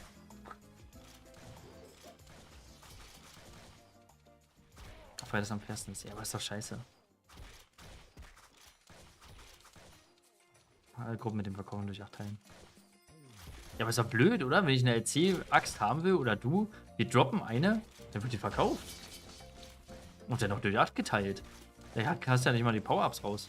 Gut, C-Axt, wahrscheinlich hast du da schon die Power-Ups raus für die nächsten 20 Runs so, aber in den nächsten 20 Runs droppst du ja nichts. Also irgendwie macht es ja dann keinen Sinn, oder? Wenn man 100 Runs gemacht hat, man hat eine Sache bekommen, man hat Haufen Power-Ups geused, dann droppt man was man braucht, dann verkauft man das, dann machst du dann die nächsten 100 Runs. Ja, ist ja ein Minusgeschäft.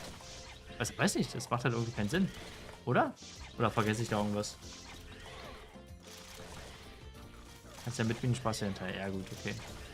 Ja, weiß nicht. Trotzdem macht es irgendwie keinen Sinn.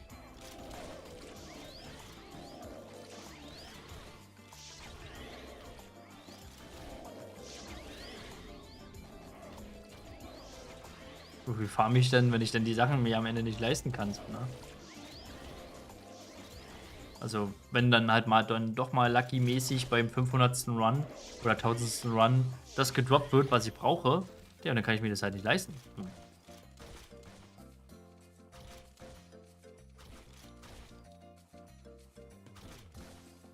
Bei so einer LC-Axt kannst du ja wetten, dass die nicht unter 10 Milliarden geht.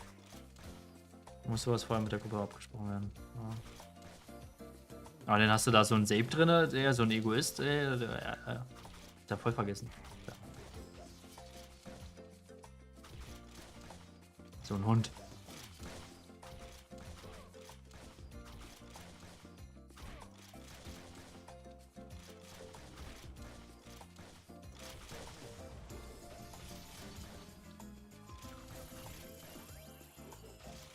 Linke Tech ist aus.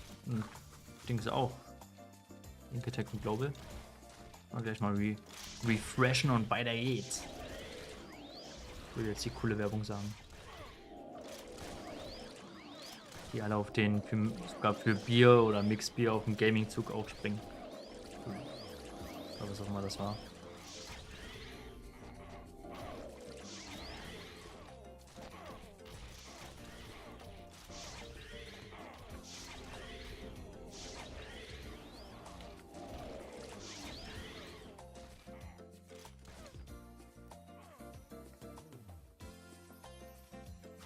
Das hier so, wie lange noch? 30 Minuten.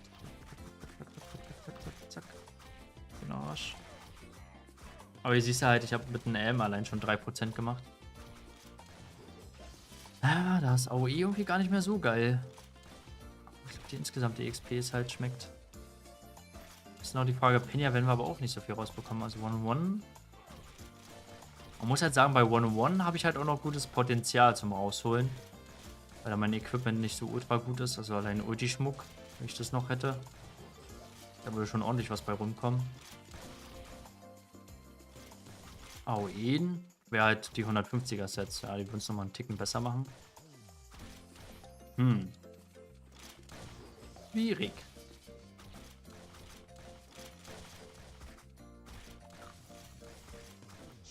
Ja, dann top ab. Top da up. Up, top. Top up.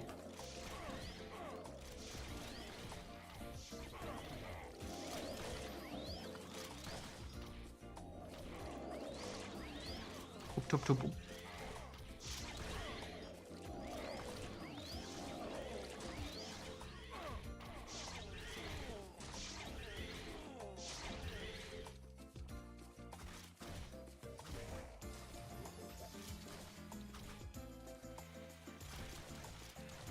Ja. Mit einer Nauti-Waffe wäre das Pullen und AOE, glaube ich, schon gestört schnell. Wenn die halt wirklich bei Blade Dance auch öfter procken würde, der AOE, ich glaube, dann würdest du die so schnell down.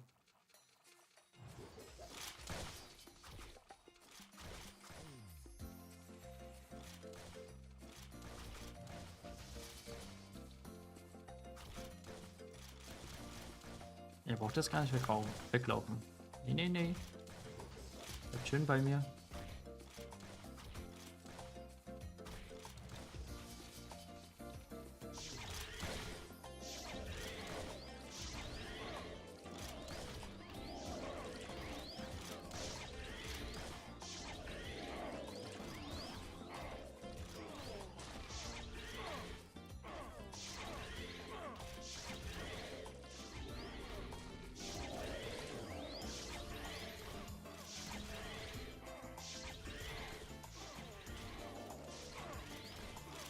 Ah, ich mache einfach Wildstone Solo.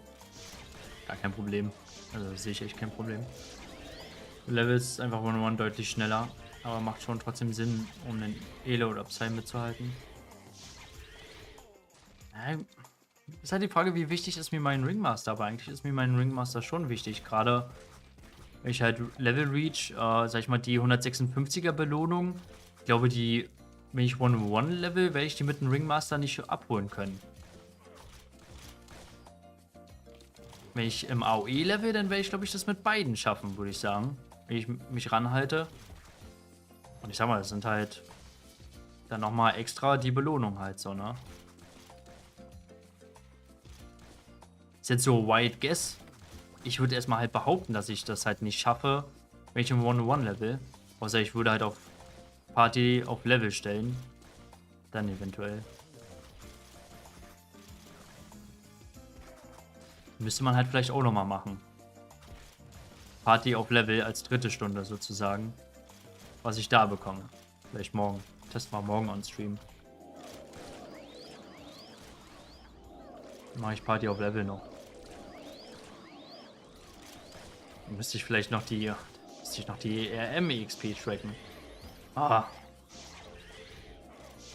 Vierte Stunde, genau. Und vierte Stunde im Duo. Ja, dann hätte ich aber von Anfang an auch RM mittracken müssen, ne? Und nicht nur Blade. Weil das ja doch schon irgendwo relevant ist, was einfach als gesamte EXP pro Stunde generiert wird. So. Weil da ist, glaube ich, 101 Country mit am schlechtesten dann. Ist die Frage, wird Party auf Level, wird die dann einfach nur verteilt, also anders verteilt, aber die insgesamte EXP dann pro Stunde bleibt gleich? Fragen über Fragen, ne? Ich glaube, da müssen wir nochmal ganz andere Geschütze auffahren zum Tracken.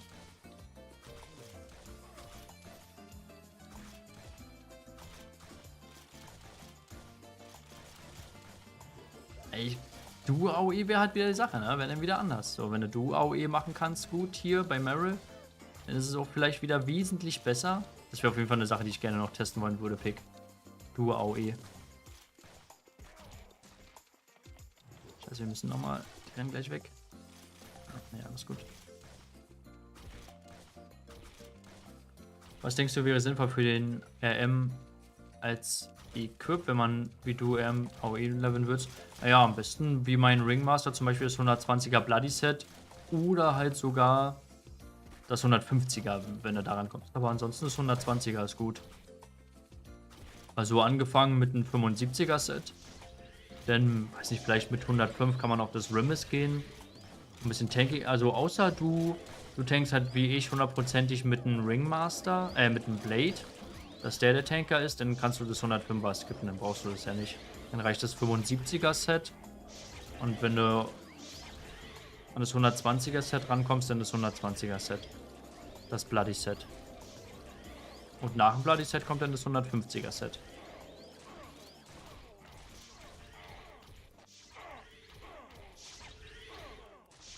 Oh,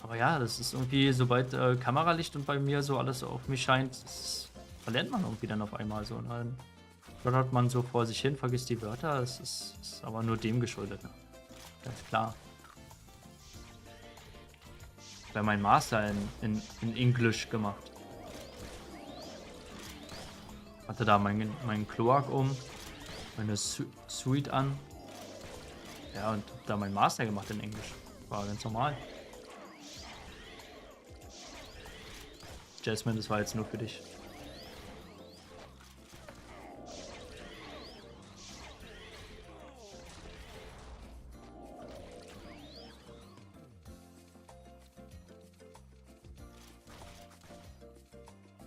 Hört man auf jeden Fall, ja, denke ich auch, ne? Hört man raus.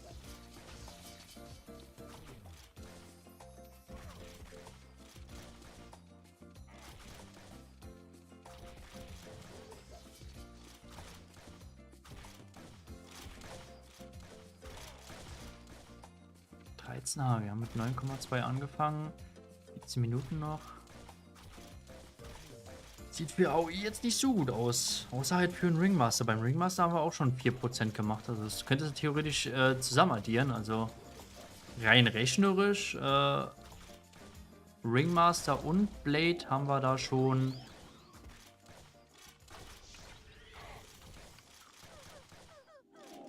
Haben wir schon 8% gemacht.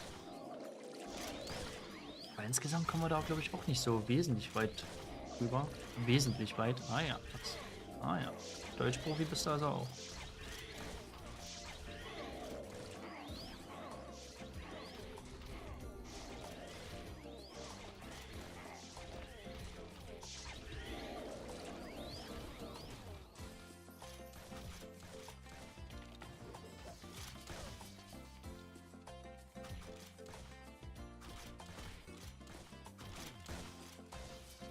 Hey.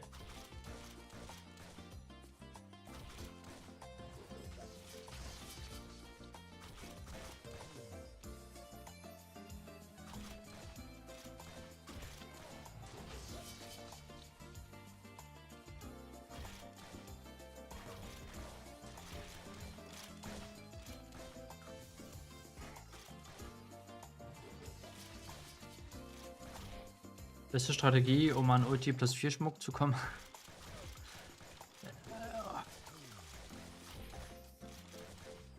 Kriegst du Weihnachtsgeld von der Firma aus?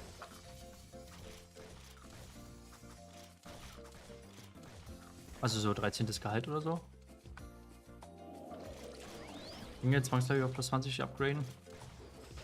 Ah, beste Strategie ist A-Protects zu horten, wie auch immer, und auf einen Schmuck-Upgrade-Event zu warten.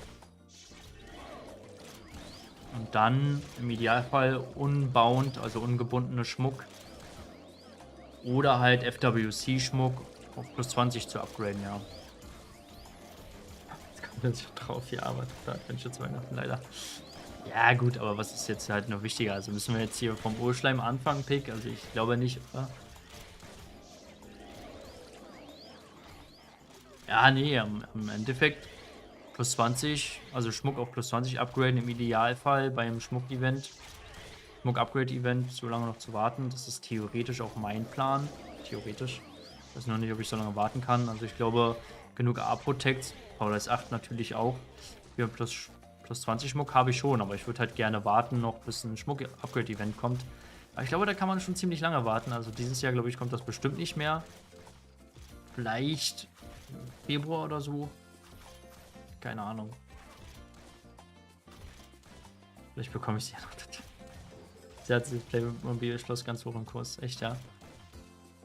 Ja, bei uns ist bei ihm gar nicht so einfach zu sagen, was er gerne haben will. Also, wir werden wahrscheinlich irgendwie so eine Feuerwehrstation oder sowas holen. So eine große.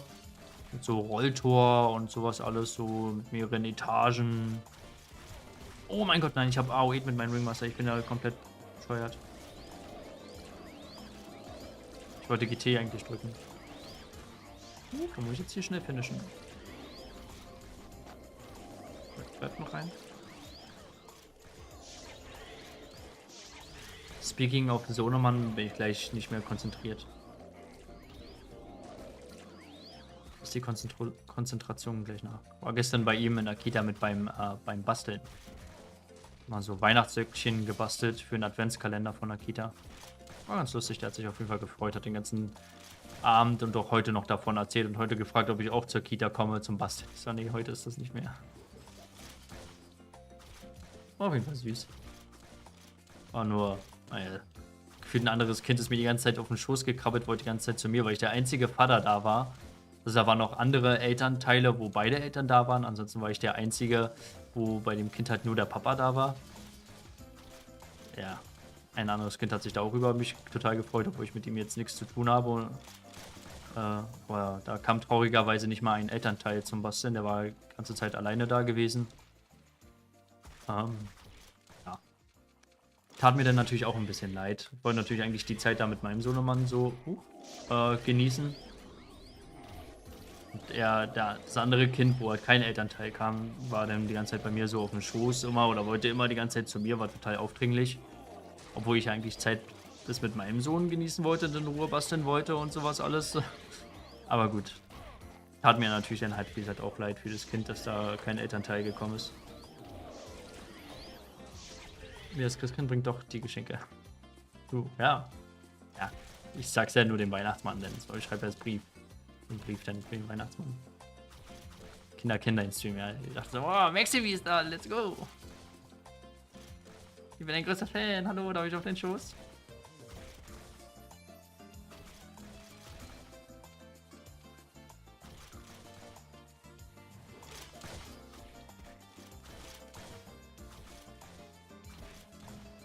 Dann haben wir jetzt 4.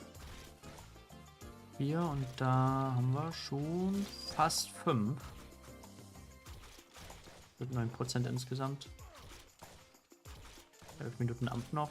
AOE ist jetzt nicht wesentlich besser, muss man dazu sagen, ne? Aber vielleicht ist es dann auch einfach 101 mit Party of Level. Heute spielen wir das Elfenspiel in der Kita. Genau. Das ist meine Bot-Armee. Quasi. Nur, dass die niemals gebannt werden kann, weil es sind keine Bots. Es ist nur frühzeitig schon Zucht und Ordnung, gedrillt werden. So macht man das. Frühe Einfluss ausüben. Oh, der Giant ist noch da. Ah ja, mal gucken, ob der in 5 Minuten noch da ist. Ich will jetzt die Statistik nicht verfälschen. Weil ich natürlich gerne den Giant mitnehmen wollen würde. Du bist nur danach. Ich habe nicht mehr so viel Zeit dafür. Ich unprofessionell mal rasch aufs Handy gucken, ob ich noch WhatsApp habe, ob ich den Kleinen abhole. Du müsstest den abholen, okay, also. Ich muss den abholen, den Süßen. Ah, okay, das kriege ich hin. Mal die abhauen. Okay, nehmen wir noch mit.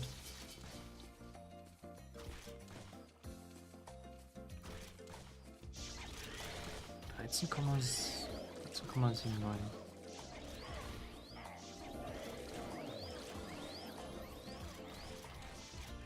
4,5, ne, haben wir jetzt, ja, 4,5%. Mann, ey, nicht so geil, wie ich gedacht habe, ne? Oder nicht so konkurrierfähig sogar. Das Ding ist das jetzt gut oder schlecht, dass ich AOE, AOE da nicht rankomme an die 8,72 hatten wir. Morgen lohnt es sich jetzt noch mit Live anzufangen. Wenn du Spaß am Spielen hast, klar, warum nicht? Warum sollte sich das nicht lohnen? Also unterstützt und entwickelt wird das Spiel auf jeden Fall noch die nächsten Jahre. Also auch für Langzeit. Grundvoraussetzung ist natürlich, dass du Spaß empfindest und Bock hast. Dann wüsste ich nicht, was da großartig dagegen spricht. Außer der Publisher. Dass das Spiel natürlich wesentlich besser sein könnte, als es ist. Ja, das ist ja auf jeden Fall.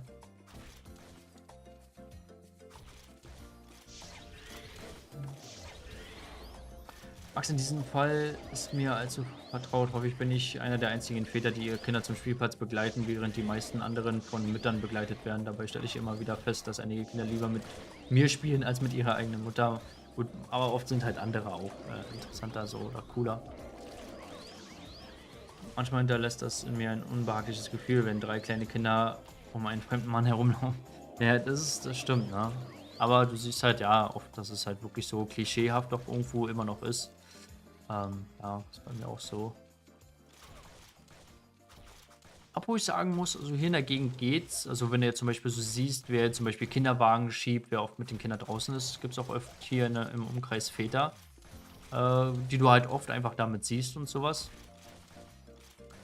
Ähm, aber insgesamt fällt es doch auf, klar, dass Mütter sich oft eher so die Zeit nehmen und sowas alles, um Zeit mit dem Kind zu verbringen und oft der Vater dann wahrscheinlich irgendwie arbeiten ist von früh bis spät oder was oder ja, harte, anstrengende Arbeit hat und sich dann nicht noch darum kümmern will oder sowas, keine Ahnung. Manchmal sind ja die Ursachen auch unterschiedlich und sowas alles, aber ich denke mal, so im Durchschnitt ist da doch immer noch so ein klares Bild irgendwie zu sehen. Halt, wie gesagt, jetzt wie beim Basteln, dass ich der einzige Vater war, wo halt wirklich nur der Vater mit Sohn da war oder mit Kind. Sonst war halt entweder immer nur die Mama oder halt beide. Ja,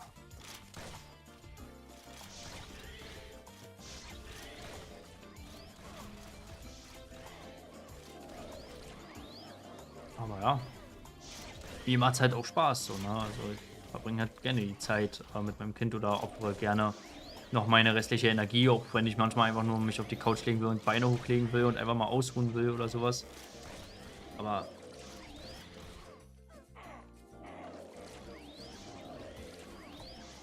so, dafür habe ich ja dann halt kein Kind in die Welt gesetzt oder so, um mich dann auszuruhen und mich nicht mit ihm zu beschäftigen. So, ne?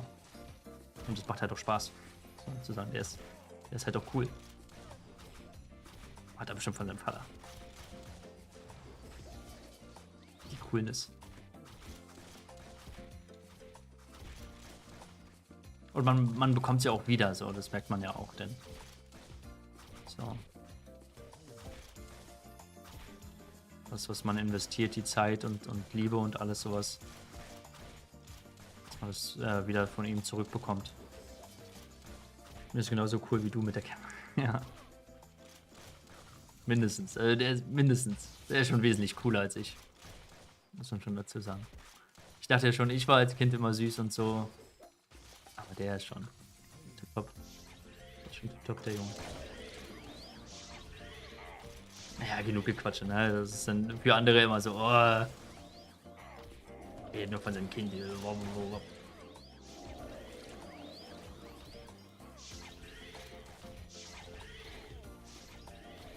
Kommen wir auch langsam dem Ende entgegen der Level-Session. Was ein wichtiger Punkt ist, ist natürlich noch die Drops. Da bin ich gespannt, wie es da aussieht. Können wir jetzt ja ein bisschen einfacher zusammenrechnen. Einfach nur von beiden Chars. Wie sieht es hier aus? Hier sind wir beim Blade auf jeden Fall noch nicht voll. Aber RM ist, glaube ich, schon voller als beim letzten Mal. Ich glaube, beim letzten Mal haben wir erst den Blade voll gemacht und dann den RM. Jetzt sind beide ziemlich gut gefüllt, aber beide auf jeden Fall nicht voll. Mal gespannt. Ich kann mir nicht vorstellen, dass wir hier wesentlich weniger Monster killen. Also nee, auf jeden Fall nicht. Wir werden schon wesentlich mehr Monster killen. Aber dieser Drop und der XP-Boost ist halt schon ordentlich. Das hat dann jetzt wirklich die Frage, ob wir dann 101 und mit EXP auf Level. Das denn die Meta ist für mich.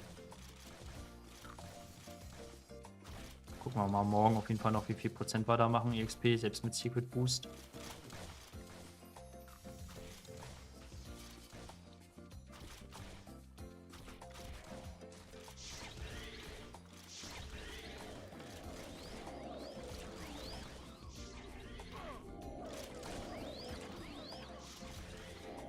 Du bist gerade bei knapp 5% auf dem Blade. Ja, viel kommt da nicht mehr dazu, ne?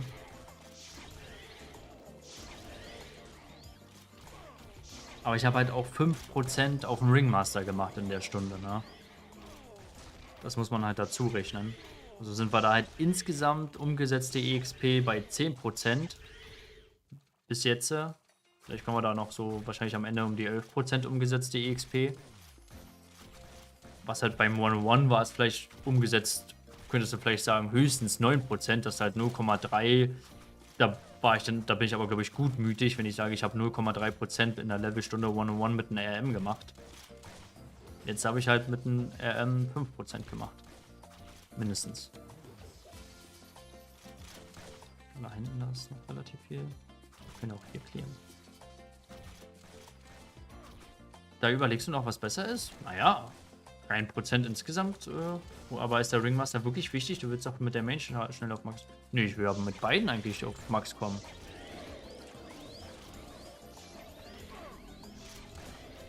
Also ich will halt nicht, also ich würde das jetzt doof finden, wenn ich jetzt zum Beispiel mit meinem mit meinem Blade 160 hätte und mein Ringmaster ist dann 147, 148 und da habe ich dann noch 12, 13 Level nur mit meinem RM vor mir. Wo ich denke, ach du Scheiße, wie soll ich denn den auf 160 kriegen? Macht doch Sinn, erstmal 101 den Blade zu leveln. Wenn du eine RM ziehst, stellst du Party auf Level. Das sollte schneller gehen. Ist aber die Frage, die haben ja am Ende dann so viel HP. Die Monster. Macht es da noch Sinn, dann den RM danach hochzuziehen? Weiß nicht.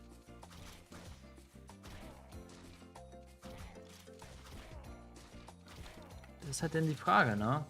Dafür geben die natürlich mehr EXP, so, ne?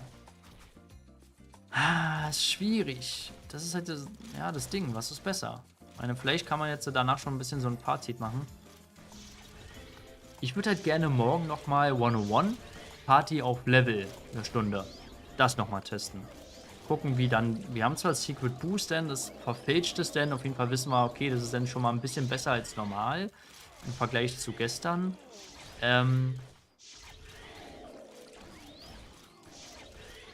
Die Frage, inwiefern EXP Drop Booster reingrätscht dann.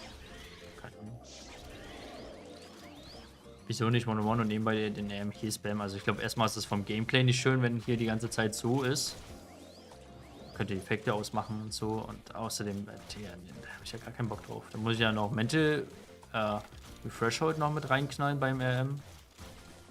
Tja, das wäre halt ultra nervig. So. Weil, ja. Monster anklicken, F1 auf dem Bildschirm, Chat auf dem Bildschirm, Main auf dem Bildschirm. Das alles gleichzeitig irgendwie bedienen. Das ist halt nicht chillig so. Dann kann ich auch gleich AOE'n, wie gesagt. Also dann kann ich halt auch gleich AOE'n einfach. Die ganzen Optionen brauchen wir endlich mal dieses. Genau! Danke, Pick. Ja. Genau. Eben. Das erweiterte Dashboard oder Stat Window oder wie auch immer man das. Wir sind durch, ne? Nach dem AOE hier sind wir durch. Nee, warte mal. Wir sind noch nicht durch. Noch eine Minute. Sind wir weiter.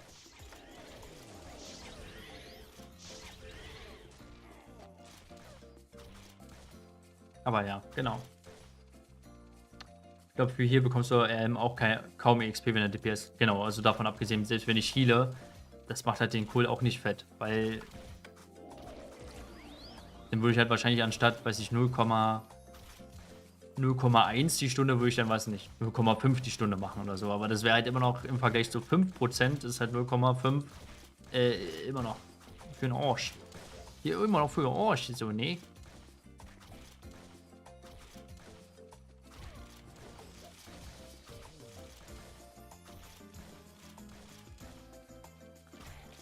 Müssen wir aber hier auch AOE.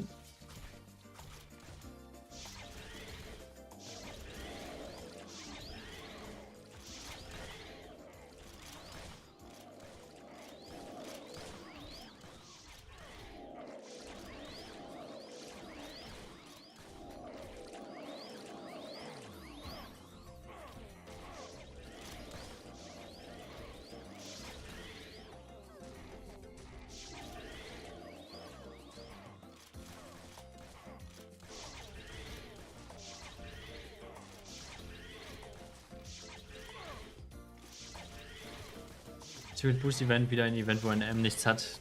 Na, außer beim Duo AOE. Also so mit einem M, da glaube ich, da bekommt er dann auch die. Aber klar, für normalen, ja, ist natürlich nichts. So. Den Ding schaffe ich leider nicht mehr. So, ich habe keinen Blinkwing mehr auf dem M.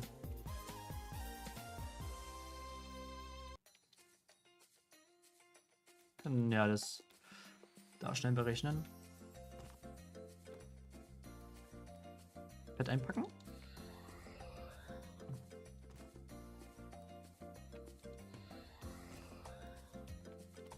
So, dann haben wir jetzt einen Taschenrechner, weil ich kann nicht Kopf rechnen. 9,2. Achso, warte mal. Erstmal 14,9. Mann. 14,7911 minus 9,2712. 2712 ist gleich 5, ist schon ein krasser Unterschied, ey.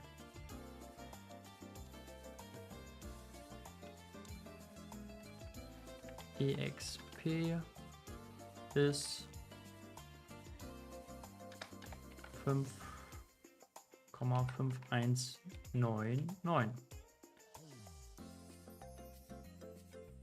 So.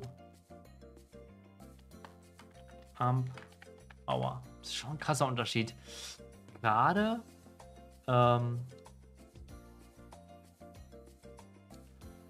wenn du dann noch mit Ballon und nochmal prozentual mehr EXP, ist halt 101 schon, macht halt viel mehr Sinn, so, ne? Wahnsinn. Können wir noch AOE ja.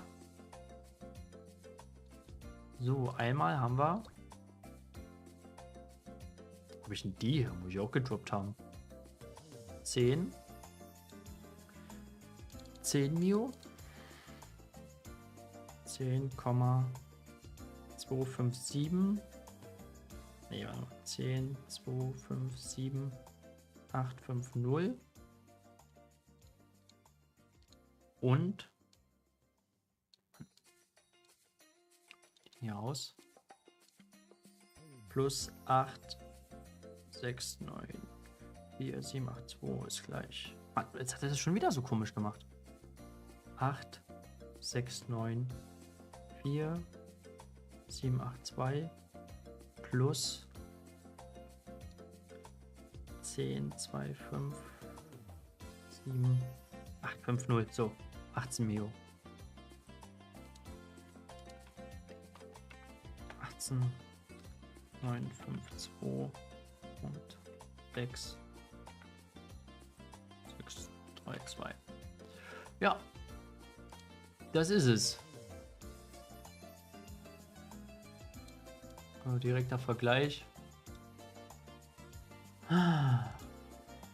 Und Ron haben wir einmal 8,720, also 8,7 EXP gemacht und einmal 5,5. AOE 5,5. 1v1 Penya 21 Mio, AOE Penya 18,95 Mio. Das ist ein starker Unterschied. Insgesamt muss man sagen, im AOE haben wir natürlich mehr Experience gemacht. Wir haben beim Ringmaster 6% gemacht, circa. Das heißt, wir haben im AOE insgesamt 11, oder vielleicht sogar 12, also 12%, 11 bis 12% im AOE gemacht. Insgesamt auf beiden Charts. 101 haben wir höchstens auf beiden Charts insgesamt 9% gemacht. Mir ist es halt schon wichtig, dass der Ringmaster mithält, so, ne? Ist mir schon wichtig.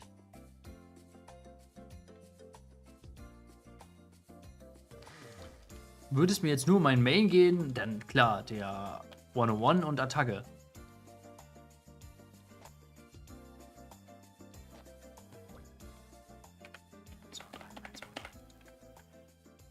Vielen Dank. Also nochmal für alle, gerne auf Maximus. Ihr könnt mir gerne Freundschaftsanfragen senden, also sowieso.